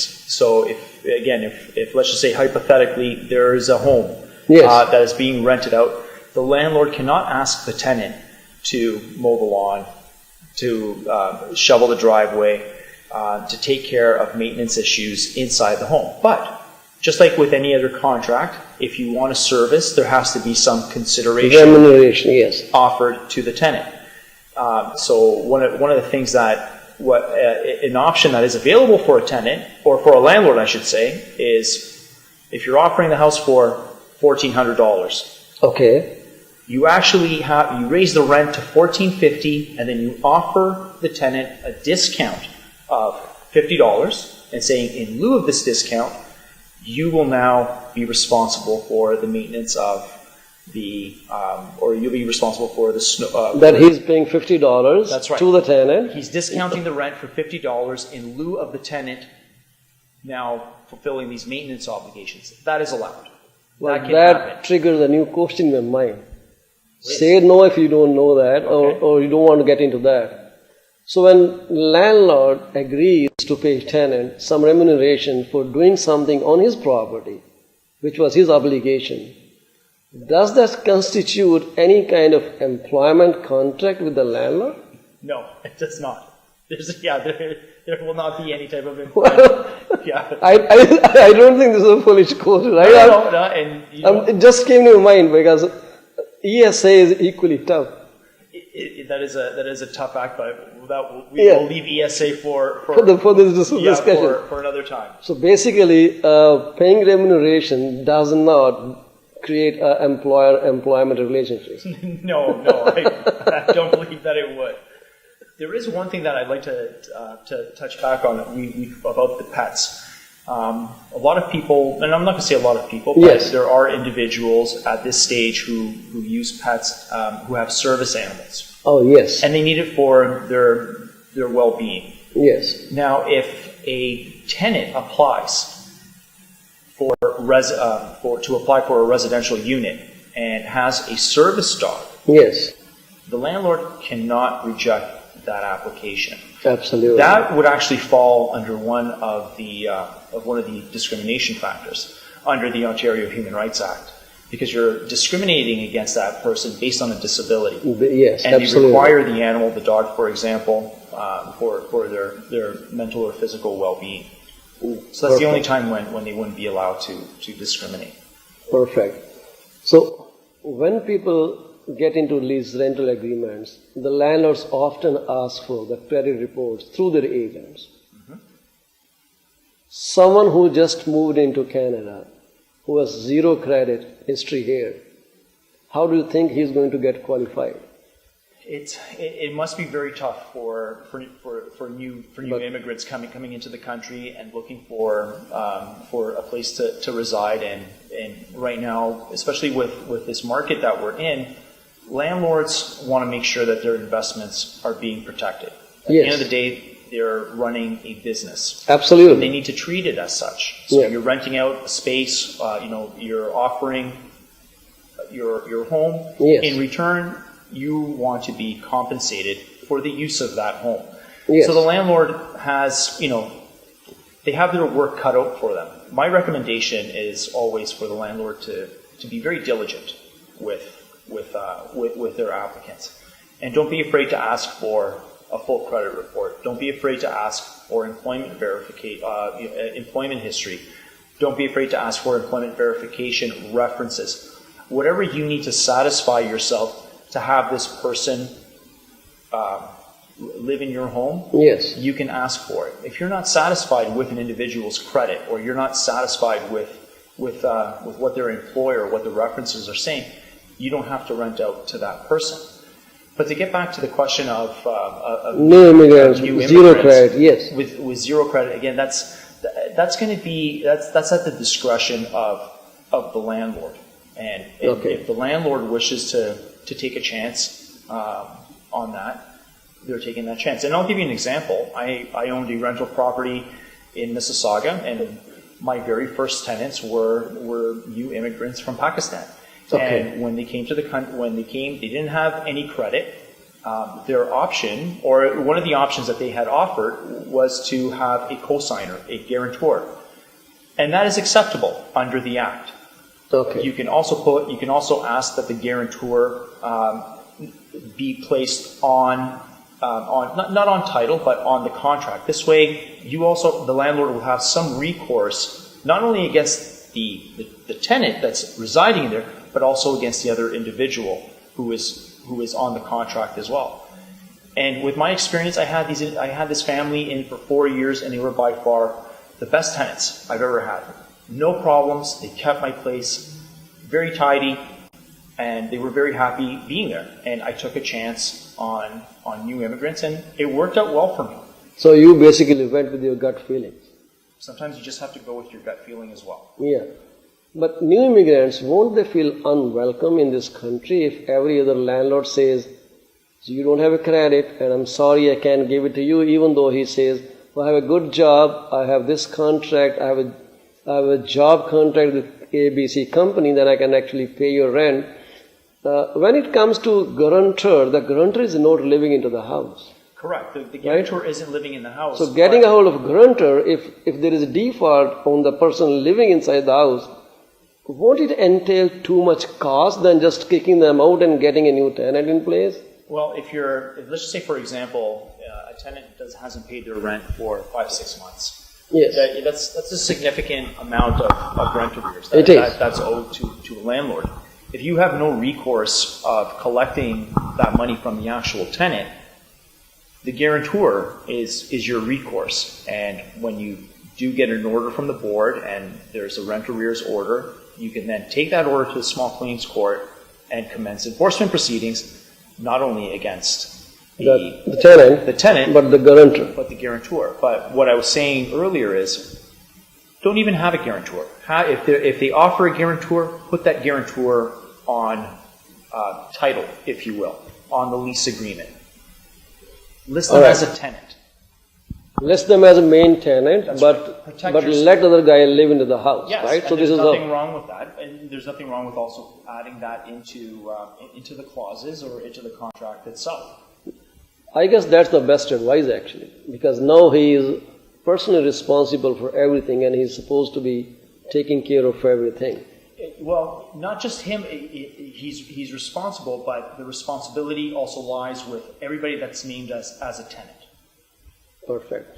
So what kind of deposits can a landlord ask for? Because I hear a lot of things and heard a lot of requests, like I said. I don't know, there are so many unreasonable requests. It's mainly because of lack of knowledge of the Residential Tenancy Act. Right. People think they can get away with whatever they want. Right. I won't go into the other side, which is my own professional people, Okay. but I will just stick to the common ground. So we see deposit requested for security. If there is some damage to the property, we see deposit requested for the keys to the apartment. Right? Yes. So we see deposit more than 2 months rent. Are these all legal requests? So the only type of deposit that a landlord there's a few deposits that the landlord can collect. The first one is obviously the first month's and what's known as security deposit or last month's rent. Yes. That's what they are entitled to ask for. And you cannot ask for anything more than that. It has to be equal to a first and last month's rent. Yes. Okay? That last month's rent, and you and I work in a very regulated profession where we deal with trust accounts. Yes. In essence, that money that you're holding becomes a trust. Yes. You're holding it in trust. It's collecting interest. That interest then becomes payable to the tenant. When it comes to key deposits, and with key deposits, as long as the landlord can ask for a key deposit, or whether it's for a key, a fob, garage door opener, but the contract must be very specific and state that that deposit is refundable. Well, yes, they always mention that. And that does have to be refundable. So even if the landlord, like let's say for example, a tenancy ends and the landlord says, no, I'm not refunding you, the tenant has recourse through the landlord-tenant board to collect those funds. So what you're saying that landlord can ask for security deposit, but is a refundable security deposit for the keys or fobs. Garage door openers. So what if the tenant does not return the fob, says he lost it, or it's damaged, or he doesn't have the key anymore? Will he hold the deposit? Well, if the landlord replaces it, and for example, key fobs are not cheap these days. Well, I guess $250 perhaps. It depends on which building you live at. Yes. It depends. Each board regulates their own prices. So, for example, if you're asking a security deposit for a fob, and the tenant loses this fob, the landlord is now forced to get a new fob, and it costs him $50. If he's collected, for example, a $200 deposit, he can deduct that $50 that cost him for the cost for the replacement fob, but the remainder of the money must be returned to the tenant. So basically, when a clause is built into the agreement, it must say that this security deposit is refundable, but if something is lost, if the tenant cannot return it, the cost of replacing that item will be deducted from the deposit. And it's always best, and my advice would be, talk to and again, I'm dealing more specific, I'm using my examples more related to condo. Yeah, I understand it. If you're able to get some sort of documentation from the condo board or from the management company to say, this is how much we charge for key replacements, this is how much we charge for a fob replacement, attach that to the contract. But ask for a deposit that's limited into that amount. Perfect. So if the replacement key is going to be $100, only ask for $100. So basically what I understand is two kind of deposits, first and last month, Correct. and the key deposit, which is always going to be refundable. The landlord cannot ask for more than 2 months rent. Correct. Even because I see sometimes the clause is cleverly designed into the offer saying the tenant of his free will agrees to give more than 2 months rent to the landlord. That's fine. So that is acceptable. That is acceptable. So is that is kind of loophole.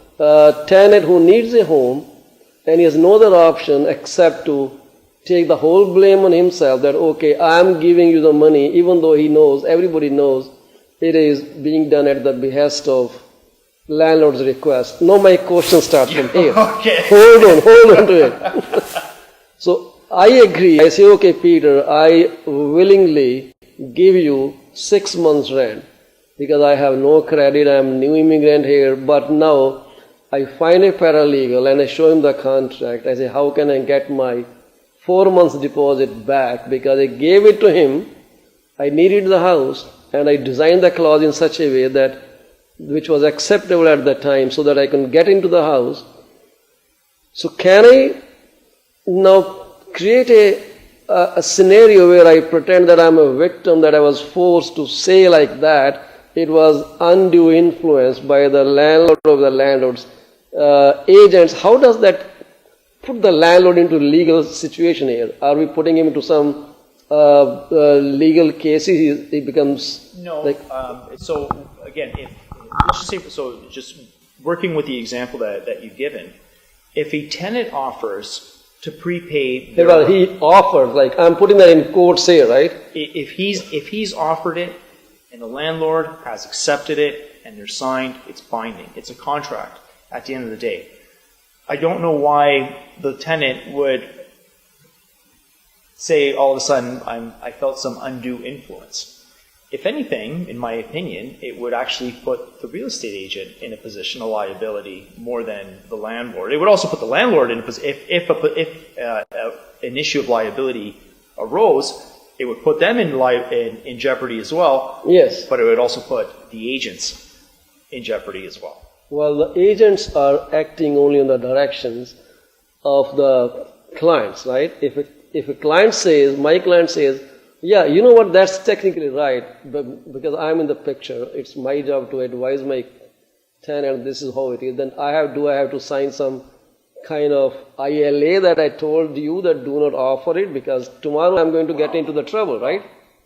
It's getting complicated. You want to leave that here? Well, when it comes to, again, as a real estate agent, you know, it's nice that you're advising your clients to to seek independent legal advice. That's always great, and I always recommend that to any landlord and to any tenant as well. But again, if you're offering to prepay 6 months because you have no credit, you need a place, the landlord's taking a chance on you, the tenant himself or herself has offered this, and then 2 months later, they're like, no, I want this money back, but I still want to remain in the house. To me, that sets off a few red flags and something that definitely I would want to look into more. The whole scenario at the point in time. So basically, just by saying that I want my money back. Now, for example, and I'm sorry to interrupt, but if the tenant has decided to terminate the lease, to say, I found a different place, I'm moving away, I've been transferred, that money has to be returned. If that tenant has lived in that house for 2 months, 4 months need to be returned back to that tenant. If they've collected 6 months, for example, or the remaining will have to be returned. The landlord cannot hold these funds. But I don't think the lease can be terminated once a term has been agreed upon, unless there is a mutual consent. Exactly. So both parties can agree to terminate the lease on an agreed upon date. Yeah. It's known as a Form N11, which is available online, and it's a board-approved form, and it would list the tenant's name, the landlord's name, the property address, and a date of termination. Well, I would suggest if you have to terminate your lease and you are stuck in a situation, you lost your job, you got transferred out, well, simply call Peter. He will give us a number at the end. So don't get into those formalities. I will hold it there for you. Thank you, Paul. I appreciate that. Absolutely. So coming back to new regulations. So who they empower, landlord or tenant? They further empower a tenant. The residential In what tenants, way, actually? Sorry. the Residential Tenancies Act was never designed to be a landlord-friendly piece of legislation. There are remedies that are available to a landlord, but it is designed to protect the rights of a tenant. Yes. So these latest changes that have come out, and one that sticks out to me is notice of eviction or evicting for an owner's own use. Okay. And these changes came about recently because the Landlord and Tenant Board and the courts were finding that a lot of tenants or a lot of landlords, I should say, were abusing this type of application. Okay. They would evict and have no intentions of moving in or moving in a family member, and then the property would be renovated, or within a short period of time, it would be relisted For leasing. For lease. Yes. So the new change that has come to that section of the Act now puts the onus on the landlord to provide a sworn affidavit of the person who wants to live inside the home. Wow. So, for example, if you have a home and you want your son to move into it, a sworn affidavit must be submitted from your son stating, I so-and-so require this unit for a period of 1 year in good faith for my own personal use, and I have no intentions of renting it out for a period of 1 year, etc., etc. That gets attached to it. The landlord now must also give the tenant 1 month's rent to vacate the unit. So there's like those just couple of things just now makes it just a little bit more difficult for the landlord. So is there anything on the top of that 1 month rent the landlord has to pay, or there are moving costs associated with it too?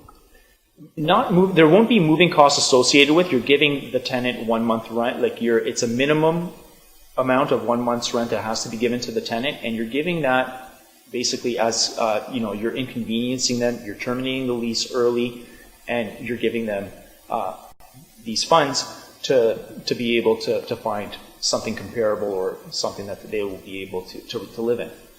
So basically what I understand it, if a landlord has to evict a tenant based on his personal use excuse, he cannot lease it to anyone else for less than 1 year. Correct. So what are the penalties if he does so? For example, if the tenant does end up filing what's known as a bad faith eviction application with the board, the landlord, if found to have violated the act, can be found to or can be liable to pay any rent increase. So, for example, if the tenant was paying $1,000 a month at the current place, they're now forced to pay rent of $1,250. Yes. The landlord can be held liable to pay that difference.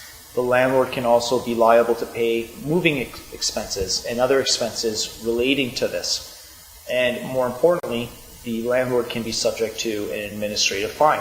Okay. If the landlord is an individual, the fine can be anywhere up to $25,000. If the landlord is a corporation, they can be fined up to $100,000. So there's very significant penalties that are attached to it. So let me ask this question. Sure. What's the time period this tenant can file that bad faith application? Say, for example, he moved today and 1 year period starts from today's day. Correct. So, and he didn't notice, say for example, for 6-7 months, and suddenly one day he was just checking and found out that lease date. Is there any time limit for the landlord after his date of eviction to file this bad faith application? So the tenant, just like with most applications, has 1 year to file an application from the date of vacating the unit. Unlike a landlord if they are seeking any type of recourse, the tenant must be residing in the unit. As soon as the tenant vacates, the landlord loses a lot of rights under the Residential Tenancies Act. If they want to collect for rent arrears, they have to go through small claims. Whereas for the tenant has from 1 year from the date of vacating the unit to file an application, such as a bad faith, such as a maintenance application. Wow, so that is the 1 year is total for the tenant. That's right. And again, speaking from experience, I've had applications dropped or sent to me from the landlord tenant board when there's just 1 week and up to sometimes on the last day, because the tenant has that right to file that application. The board accepts it, and we have to go before the board and argue the merits of the case. That is something really very interesting, and I guess everyone should be aware of it. So landlords, you better behave now.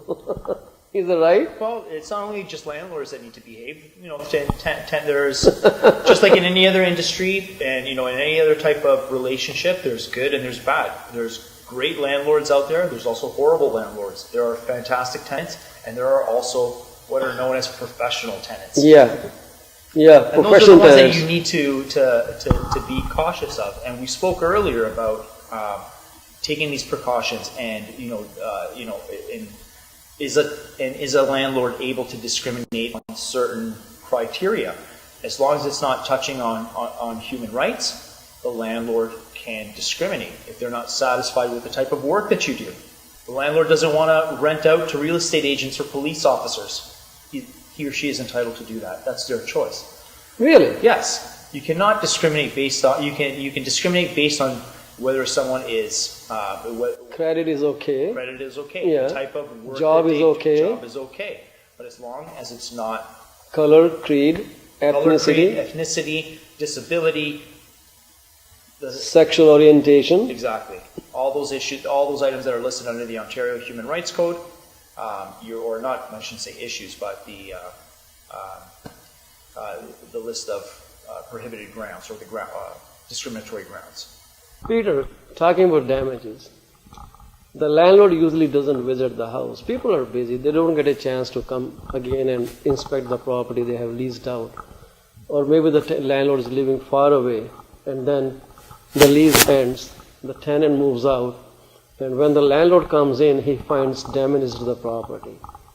So what recourse and how landlord can reclaim for those costs? So when it comes to damages, the tenant has an obligation to report any damages or any maintenance issues to the landlord. Well, that's okay, but he didn't report anything, or he willfully caused the damages to the property. Also, the landlord's only recourse when the tenant vacates is through small claims, and that's something that at my that I deal with quite often. Wonderful. At my office. Is that the tenants have damaged the property, Yes. they vacated, there's no recourse available through the Yeah. landlord. We don't even know where the guy has moved out. And that's where my expertise comes in and my ability to be able to locate these individuals. And at that point, the landlord would also have to take steps to repair the home. And Yes. at that point, whatever costs he's incurred, based on our cause of action, that's what we're going to be claiming, whatever expenses Yes. the landlord has incurred, and trying to get an order and enforcement proceedings against the tenant. Well, we don't know where the tenants moved out. There is no address. There is no one who can tell us where these guys moved. Can we still find them? Yes, it is possible, and this is why it goes back to and I'll touch back upon certain documentation that you should be asking for from a possible tenant, and when you're taking the application. And when you're taking these initial applications from tenants, make sure that you're not only asking for a credit report or references, you're also getting a copy of photo identification. Yes. And a driver's license is probably one of the most crucial pieces of identity, like one of the best identity documents that you can retain from a tenant. If a tenant changes their address, it's a simple check through Ministry of Transportation systems to something that is available to paralegals and to the public as well. Okay. Because, driver's license number will stay the same. That's right. The driver's license number stays the same. Keep a copy. Ask them for a social insurance number if they're not obligated to provide to you. I was going to ask you that. Yeah, and again, there's not a lot of given that we live in such a technological age and in an age right now where identity theft has become A norm of the day, actually. correct. Right? It's becoming fashionable now. Exactly, it really has. But always ensure that you have proper identification from the people that are renting your home or renting out your property. Protect yourself. Treat it as a business, and I can't emphasize that point enough. Yes, well, I fully agree to that. And anything else that I might have left and which you wanted to highlight? Sure. One of the important things, and this is more I'm going to point this out to realtors, is stop asking for post-dated checks on your contracts. I've been before the board numerous times where I've had adjudicators and vice chairs lay into me and start not literally screaming and yelling, but questioning why this clause is in the tenancy agreement and why did the landlord collect 10 post-dated checks. And when that question comes up, the very first thing that the landlord will say is, well, my realtor put it in the clause.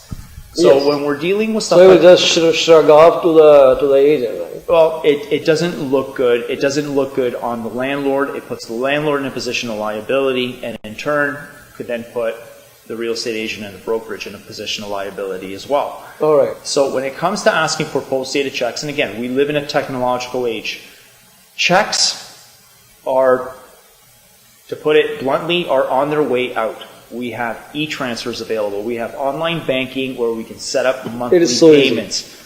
Utilize those services. Make things easier for yourselves. But if a tenant is adamant or is offering post-dated checks, there is nothing wrong with the landlord accepting those 10 post-dated checks as long as it's worded correctly.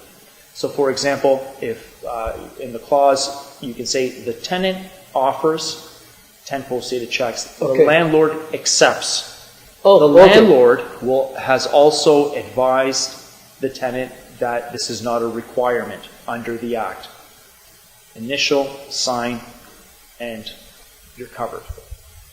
So basically, the landlord agrees, the tenant agrees to give 10 post-dated checks. No, the tenant offers. The tenant offers, not agrees. The tenant offers. The landlord agrees. The landlord agrees gracefully, but with, but with a word of caution that he has advised the tenant that is not it's a requirement. not required. That's right. So is that landlord's obligation to advise the tenant, or the landlord has the onus of advising any new tenant or any current tenant of their rights under the Act. And there is a package that is available online through the Landlord and Tenant Board's website that you can give to your tenants. And this way they know what recourses they have, what options are available to them. And at the end of the day, it boils down to it's just good business. it is just good business? But I'm still thinking, why should it be landlord's responsibility to advise the tenant that this is not required? Why can't landlords are not? That's why they hire us, right? Well, and I think that given and one of the issues that were brought up to me by some of your colleagues is that if the landlord doesn't ask for it, or if the landlord asks for it, it could kind of there's that possibility of them losing the deal. Okay, so to collect 1 month's rent as a commission, and to put your client in a position in some sort of jeopardy, to put yourself in some sort of jeopardy, to me that doesn't make a whole lot of sense. At the end of the day, it's the landlord's responsibility to inform of these things. So it boils down to the 3 simple letters of CYA. Oh, I'm curious to know that. Oh, what CYA means? Yeah. Oh, it means cover your ass. Okay. You may want to bleep that out. Well, that's okay. These are kind of accepted things. Look at those TV shows, and we hear that quite often. Yes. We're still within our legal limits. Yes, right? absolutely. We're not drunk yet. Another piece of advice that I would love to offer landlords is be diligent with your properties. Yes. Do your inspections. It doesn't have to be monthly, but whenever you feel comfortable, whether it's quarterly, and you don't have to do them yourself. You can send a professional person to go out and to look at them. Yes. Just make sure that you are informing the tenant, you're giving them that 24 hours written notice, you're giving them the reason as to why you want to enter the property, and you're also providing that window. And the Act allows entry into a unit between 8 a.m. to 8 p.m. All right. But delving into cases, the courts say 12 hours is quite a bit. Let's narrow it down to a 4-hour window. So give them that 4-hour window between 8 to 12, 12 to 4, 4 to 8, whatever that window is. Offer it to them and ensure that you're providing them with a valid reason for entry. And one of the reasons that a landlord can use is that they're seeking entry to ensure compliance with the Act and its regulations. They are seeking entry to ensure their maintenance obligations. Again, we've talked about maintenance. Maintenance is the responsibility of the landlord. So be diligent. Go out there, inspect your properties, inspect your investments, protect your investments. Talking about maintenance, appliances left by the landlord for use of tenants, whose responsibility is to maintain them? why I'm asking is I see these clauses that the tenant is responsible for first $100 or first $50 kind of deductible on the part of Right. the tenants. Is Right. that right to ask or No, that's and again, it is the landlord's responsibility. The maintenance obligations are the landlord's so he responsibility. cannot ask for any $50 limit or $100 No. limit? So that means if this is existing in the clause, is it void clause? It should not be in their In the first place. In the first place. Yeah. Now, with just like any other item, it's subject to wear and tear. Yes. If you find that the tenant was malicious, that they intentionally damaged your property, that's a different recourse. Yeah. But through normal wear and tear, appliances break.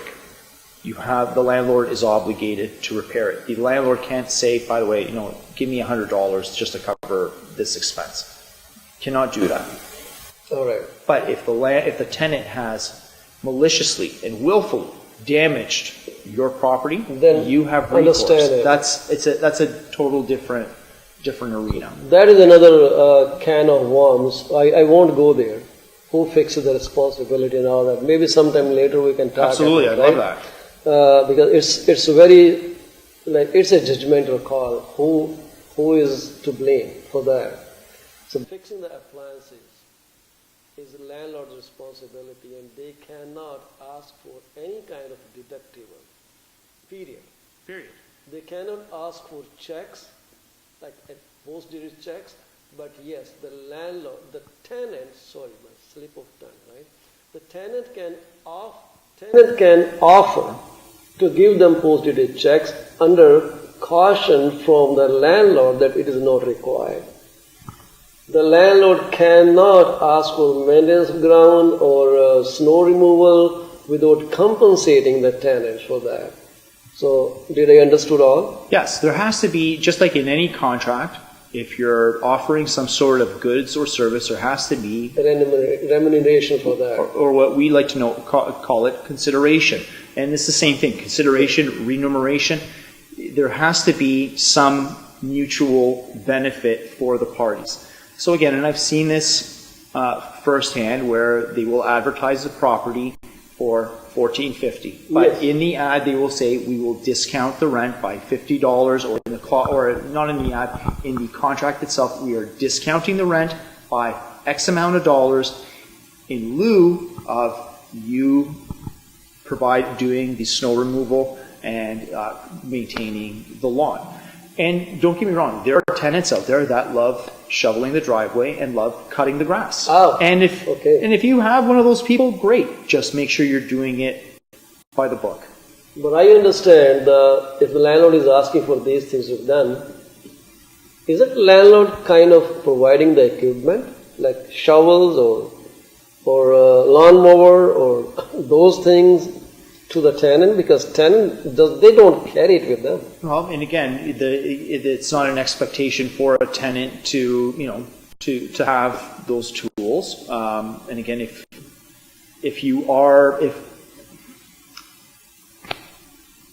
if there is such an agreement, and again, It's kind of tricky slope. it is and it isn't in a way, right? Yeah. It's I will do it if you give me the things. But then again, on the other end of that spectrum, you also have tenants who have their own shovels, who have their own equipment, right? So we're in that gray zone. Oh, we're in the gray zone, so let's stay out of the gray zone. No, the gray zone is okay to be in every once in a while. Well, that's where your expertise comes in, and I think this is way out of the scope of this little informational video we're trying to give, because people don't understand the law. They don't even go there. So we are talking about written agreements, right? What about unwritten agreements where you might be aware of people putting those little ads in the shopping malls, they're renting basements and all those, so they get into this kind of situation where the tenant says, okay, I will take this. Are those agreements too? Yes, so there's three types of agreements that are recognized. One is a written agreement, which now is a standardized form Yes. or something that is acceptable. So the forms that are available through OREA are an acceptable form for the board. The board themselves now will have a standardized agreement in place for landlords and tenants. The other type of agreement is an oral agreement. So, and I don't think there's much point into delving into what an oral agreement is, but It's subject to so many disputes. Actually. but it is open to, it does become a binding agreement. And the other type of contract is an implied contract.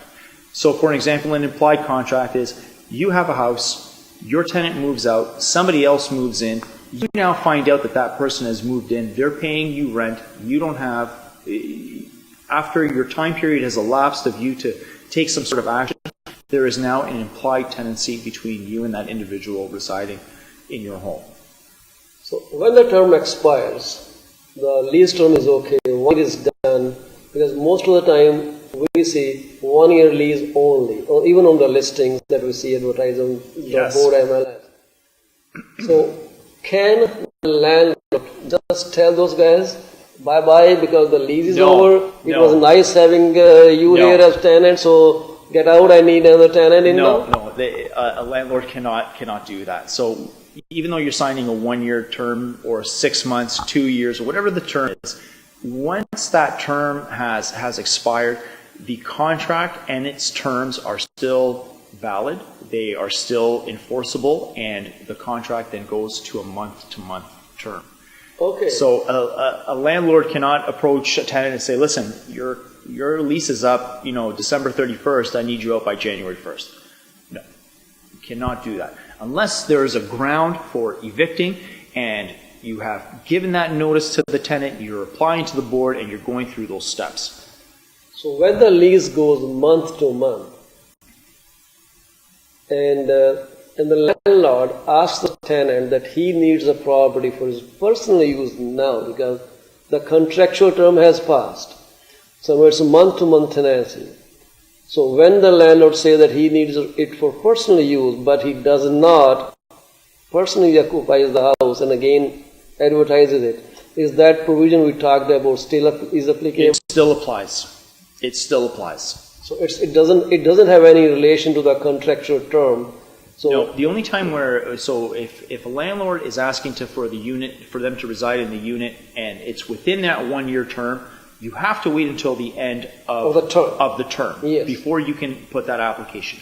If you're month to month, those rules still apply. So tenant can still file the bad faith application. If there is a reason for a bad faith application to be filed. So taking this in perspective, I don't think this is something legal that I'm going to ask you. It's just kind of your perception Okay. or how you experience. Do you see any changes in landlords' mindset? Are they afraid to lease now, or Yes. what's happening? I find that a lot of landlords are actually leaving the game. Of leasing. Of leasing. I'll give you an example. There's a rental building located at Rathburn Road, and it was a rental building. They no longer want to deal with the issues that have been enforced or that have come into play now with this Residential Tenancies Act, with the Rental Fairness Act, and there's additional new acts that are going through the steps right now through our legislature that want to limit the amount of rent or limit it's called the Rent Control Act, and to limit how much each person can rent their homes or their properties for. So this building in particular is now converting into condominiums. And their mindset is, it's going to cost me less, it's more worth it for me to sell each unit and evict based on a conversion and offer these people X amount of dollars to vacate the unit than to stay in the rental period and have to deal with a landlord-tenant board and dealing with evictions. Yes. So basically, this act has kind of indirectly harmed tenants. It's harmed landlords. It's harmed the landlords. But when the landlords are not renting it out, so it is affecting tenants as well. Then yes, you know what? I apologize, and I misspoke. That's okay. It's affecting both landlords and it's affecting both tenants. I think I read this thing somewhere. Correct me if I'm wrong. That some builders converted building they were doing for rental purposes into condos now. Yeah, I haven't really I haven't delved into those articles or know a lot of specifics. Okay. But yes, that is happening. Yeah. So basically, this has taken many small investors out of the game who were buying houses just for the purpose of making some cash, and it should change according to the dynamics of inflation or all those economic indicators. I don't want to go there. I know nothing about them. So, but I hear that quite often from people. Yeah. That it's becoming very difficult. Even though demand is there, people are cutting down the supply. That's right. Yeah, but Yeah, thank I you would very agree much. with you. I think that another thing that would be very beneficial for realtors themselves, and especially when you're dealing with whether it's a corporation or an individual themselves or an individual and they want a rental property, hire someone like me to sit down with them for Absolutely. a half hour, 1 hour, and this way I could advise them what to expect, draft these information packages or have them ready for them. And at least this way your potential clients or your current clients can get a better understanding of the changes that have been implemented and what the do's and don'ts are of being in the residential tenancy game. Well, I would fully agree with Peter. It's easy to take action before you do something, so that you are on the firm footing. So Peter is here to help you out, and I'm really thankful to you, Peter, for all that time. Oh, thank you. I know we ran through some troubles, but we still finished this video. And I think this video is going to come out great, and I'm looking forward to the blooper reel as well. So I would like you to leave your information. So how can people connect with you? Oh, absolutely. So I can be reached at my office is located at 52 Village Center Place in Mississauga, Ontario, and my email address, which hopefully will be on the green or on the screen behind us, Peter@balatitaslegal.com, and that's spelled Peter Peter at BALATIDISLEGAL.com, or visit me on my website at www.balatitaslegal.com, or you can reach me at 905-277-7701. Peter, when someone calls you, is there any consultation fee you charge up front, or you give some free advice? Or I do a 30-minute free consultation. I always find that people try to rush in all their questions within those 30 minutes, but their questions usually evolve into different questions. So my first, I always offer a 30-minute consultation. Anything after that, my fees do apply. So basically, those 30 minutes are for the person to create a trust with you and understand that you are knowledgeable and can actually serve their causes. Well, yes, and when I meet with clients, and again, both of us we both have this law enforcement experience Yes. as well. So when I'm meeting with a client, I'm listening to their story, I'm gauging their credibility as well, and I'm determining whether or not their claim has merit, or if they're filing it maliciously. And typically within that half hour or even 45 minutes, I'm able to determine that. But Peter, you came highly recommended by my close friend. They were kind of saying he's the best guy here. So thank you very much once again for Thank you for this having me. information session. And if you guys have any questions, you can throw this on this comment section below this video. And Peter would be, I think, very happy to resolve them for you and provide you the information. If you want to reach out to Peter directly, I think you can, he just gave phone numbers and email address. So you will see that on our screens as well. So you can always reach out to him. Peter, what are your working times? We are a 9 to 5 operation, but I do cater to my clients, and I understand that they have certain obligations as well, and I work with them. So if a client needs to come in on a Saturday, I'll make that effort to ensure that I'm there to meet with them. Apart from Residential Tenancies Act, what other areas you work in? So I deal with the small claims court as well. So I deal with a lot of contract disputes, and I also handle the enforcement actions.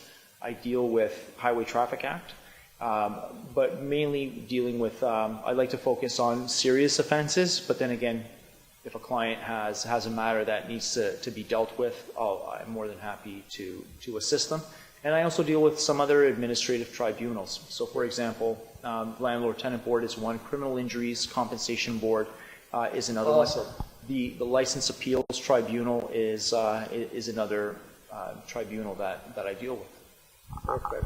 So I guess he has solutions to tons and tons of our day-to-day legal problems. So give him a call. If you lose his phone number, call me, 647-333-2273, and I will be more than happy to connect you with him. Thank you very much for watching this video. And so thank you very much, Peter, for coming over. Thank you, Paul. And Thank you giving for such an having me. information. I would call it, can I call it a seminar kind of thing? Let's call it an educational moment. An educational session, just to make sure that you all are on good footing and firm footing, and do not sit when you get into those agreements for residential tenancies. So at the same time, I would like to thank the Shoot Me Studios, who gracefully allowed us to shoot it in the studio. It's a huge studio in Brampton. The address is, it's right close to the Home Depot on Queen Street and Maritime, Ontario Boulevard, New Plaza. It's Shoot Me Studios, and their phone number is 416-201-2377. This guy is awesome, and he's highly professional. Isn't this a good studio? I agree. It's a great Right? studio. When you walked in, you were so happy about that. It was. I was ecstatic. I found The- this the place to be very walls are so professional. It's nicely very decorated. nicely done, and I'd like to thank the staff at Shoot Me Video as well, or Shoot Me Studios for allowing us to have this opportunity. Yeah, well, that's awesome. So for any kind of photography, videography, I guess pregnancy photography, engagement parties, whatever, these guys cover everything. So give them a chance to serve you. Once again, the phone number to call is 416-201-2377. With that, we end this video, and I hope you guys like it. Please comment on it. Give us your feedback. We are all ears, and we will further improve it. Great. Thank you.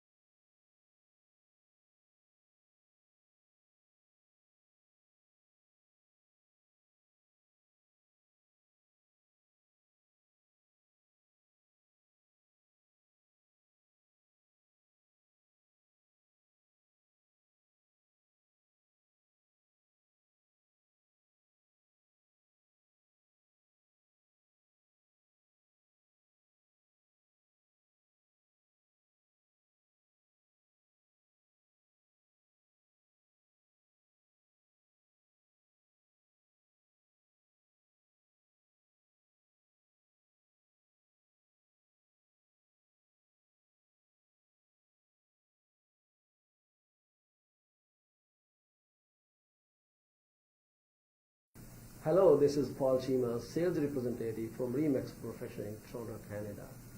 The regulators have made changes to control how the federally regulated institutes, which we call as FRFIs, will finance the home purchases. Already, the market has shifted in a very big way. Home buyers were betting on the prices falling down further, while sellers were expecting the price to go way higher. So what will happen after these changes come into force? This is something we need to understand. I'm pretty sure this is going to help you plan your home purchase and sale. These new changes affect everyone in a very big way. A huge hype is being created in the media, and it has definitely caused a lot of confusion among home buyers and home sellers. To cut through the noise being generated online and to better understand these changes, we have a highly experienced mortgage industry professional, Lucy Gagliardi. Lucy is a mortgage agent with a mortgage center, yourmortgage.ca. She specializes in providing in-depth knowledge of the finance industry. She helps you understand your financial situation and then creates a highly customized solution. Recently, she helped many home buyers close their transaction when many deals were falling through. Welcome and thank you very much for coming over to discuss the hot topic, Lucy. Thank you very much for having me, Paul. It's a pleasure to be here today. Wonderful. So, Lucy, tell us what changed in the mortgage industry. So there have been 3 significant changes that have been implemented that will affect new home buyers directly. The first is the regulators have eliminated bundled mortgages. Mm-hmm. The second change is lenders are scaling back the loan to value on higher valued homes. And the third change, which is the one that affects most of us, actually it affects everybody, is the banks or federally regulated financial institutions are now harmonizing the stress test, which means that everyone applying for a mortgage now has to qualify at the higher of 4.89% or 2% above the mortgage contract rate. So, what are the reasons of such changes? Why now? Well, the latest rule changes are intended to reduce the risk of mortgage defaults and to slow household debt accumulation. Now, what effect that will have on the housing market is yet to be determined. While the rules definitely make it more difficult to qualify for a mortgage, the regulators have been implementing tighter regulations since 2008. And while we know how that's gone, it really hasn't affected the market as of yet. That's not to say it won't affect the market now, Yep. but historically, the tightened guidelines that have been implemented haven't had the effect that the regulators hoped they would have.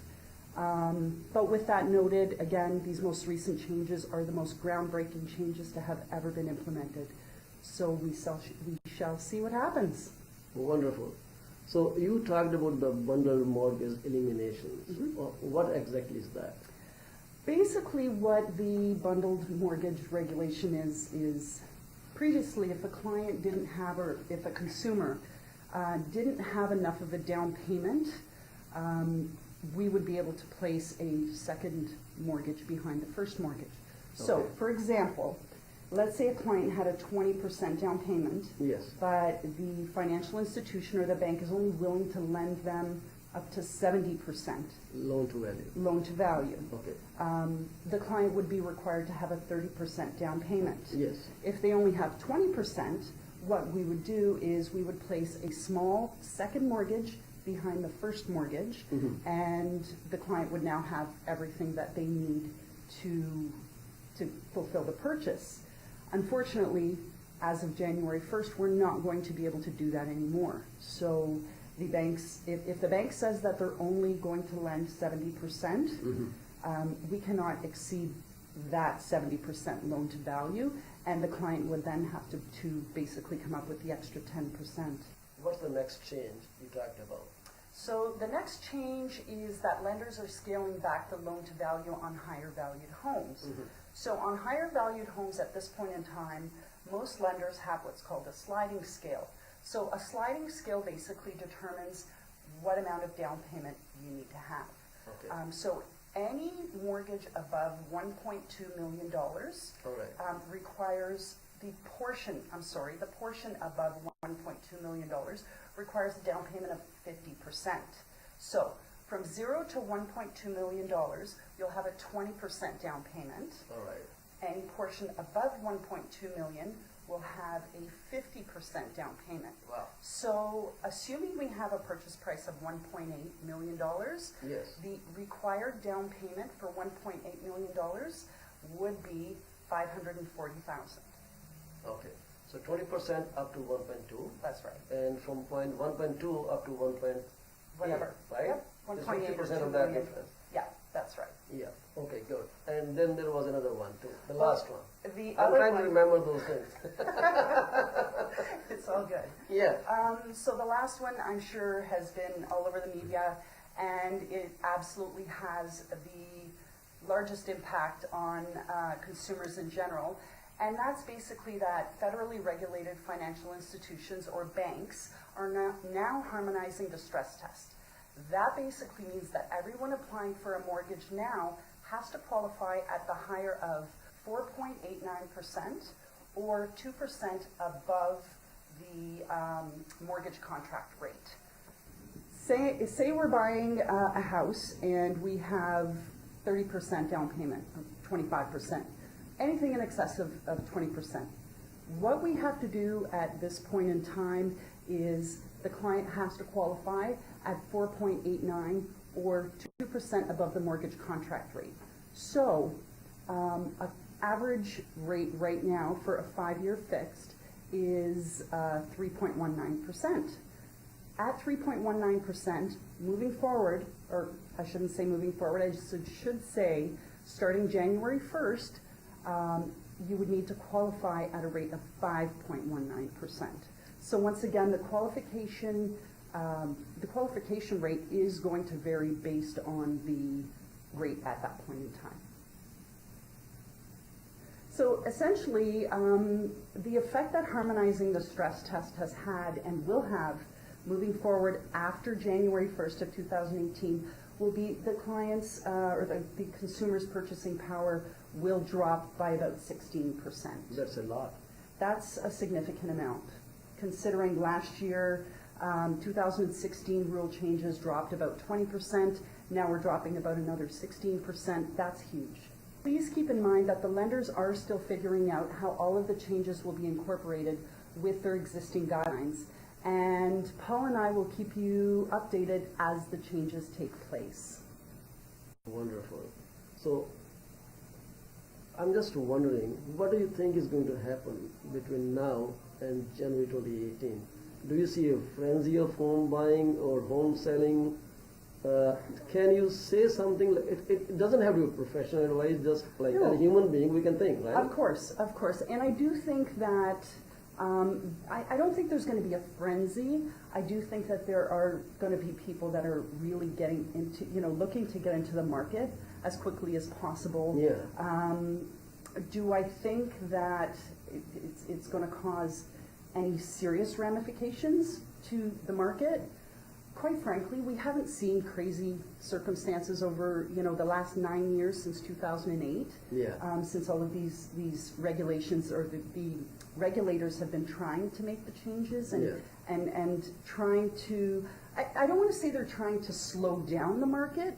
I do think personally that is a motive, but Yeah. do I think this is going to affect the market in a way where it's really going to bring it down?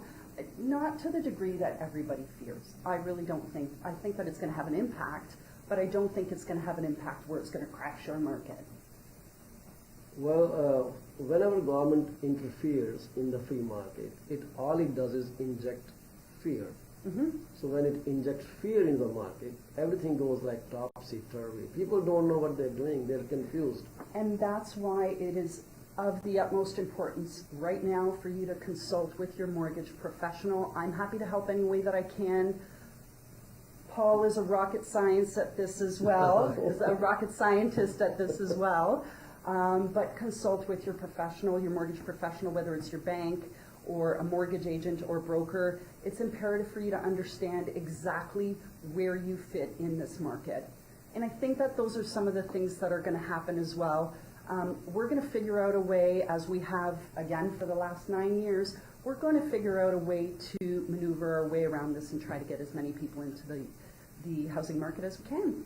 So is there any cutoff line, cutoff date that any approval after this will not be honored? Like, could it be till midnight or a day before these Yes. regulations come in force? That's exactly what it is, actually. So as long as we have an approval Yeah. prior to December 31st, and your closing date is within 90 to 120 days, my apologies. Once again, that's 90 to 120 days, and that is lender specific. You'll be fine. So again, I'll just reiterate, the approval has to be in prior to December 31st, and the closing date has to be within 90 to 120 days, depending on the financial institution. But again, your mortgage professional will be able to tell you specifically what those dates. So when Lucy says that all the firm approvals till 31st December will be considered under previous regulations, that doesn't mean you file your application on the last day. It has to be a firm approval. I'm just quoting her words. Firm approval in place on 31st December 2017. So you need to act way earlier on this application process, Yes. right, Lucy? Yes. Yes. So anything else you want to add? Just really get out there, talk to your real estate professional, Mr. Paul Chima. Better call Paul. Oh yeah, And- thank you very much for that. And, once again, reach out to a mortgage professional and just understand exactly where you stand with regards to what you would be approved for prior to the regulation change and what you would be approved for after the regulation change as well. Have them compare that and then determine the best course of action for you. Perfect. So if you're someone, home buyer or home seller, sitting on the fence, undecided, this is the time. You cannot wait anymore and get yourself evaluated. Get the scenarios, both scenarios like she said, before and after regulation. So you can actually plan your home purchase or home sale at the moment. So thank you very much, Lucy, for coming over. And again, it's like a big favor to all of people who are listening to this Thank you. conversation, coming from an expert, which is great. So Lucy does amazing work, like I said before. Thank you. When every other deal was falling through, she did let me close some transactions. So I'm strongly recommending her for all your mortgage needs. Thank you so much for your kind words, Paul. Thank you for the opportunity to be here. It's been a pleasure. Why don't you give your contact information before we end this Of video? course. My name is Lucy Gagliardi. I can be reached by phone at 647-888-1210. I can also be reached via email at Lucy, Lucy, at mortgagecenter.com. So once again, that's Lucy at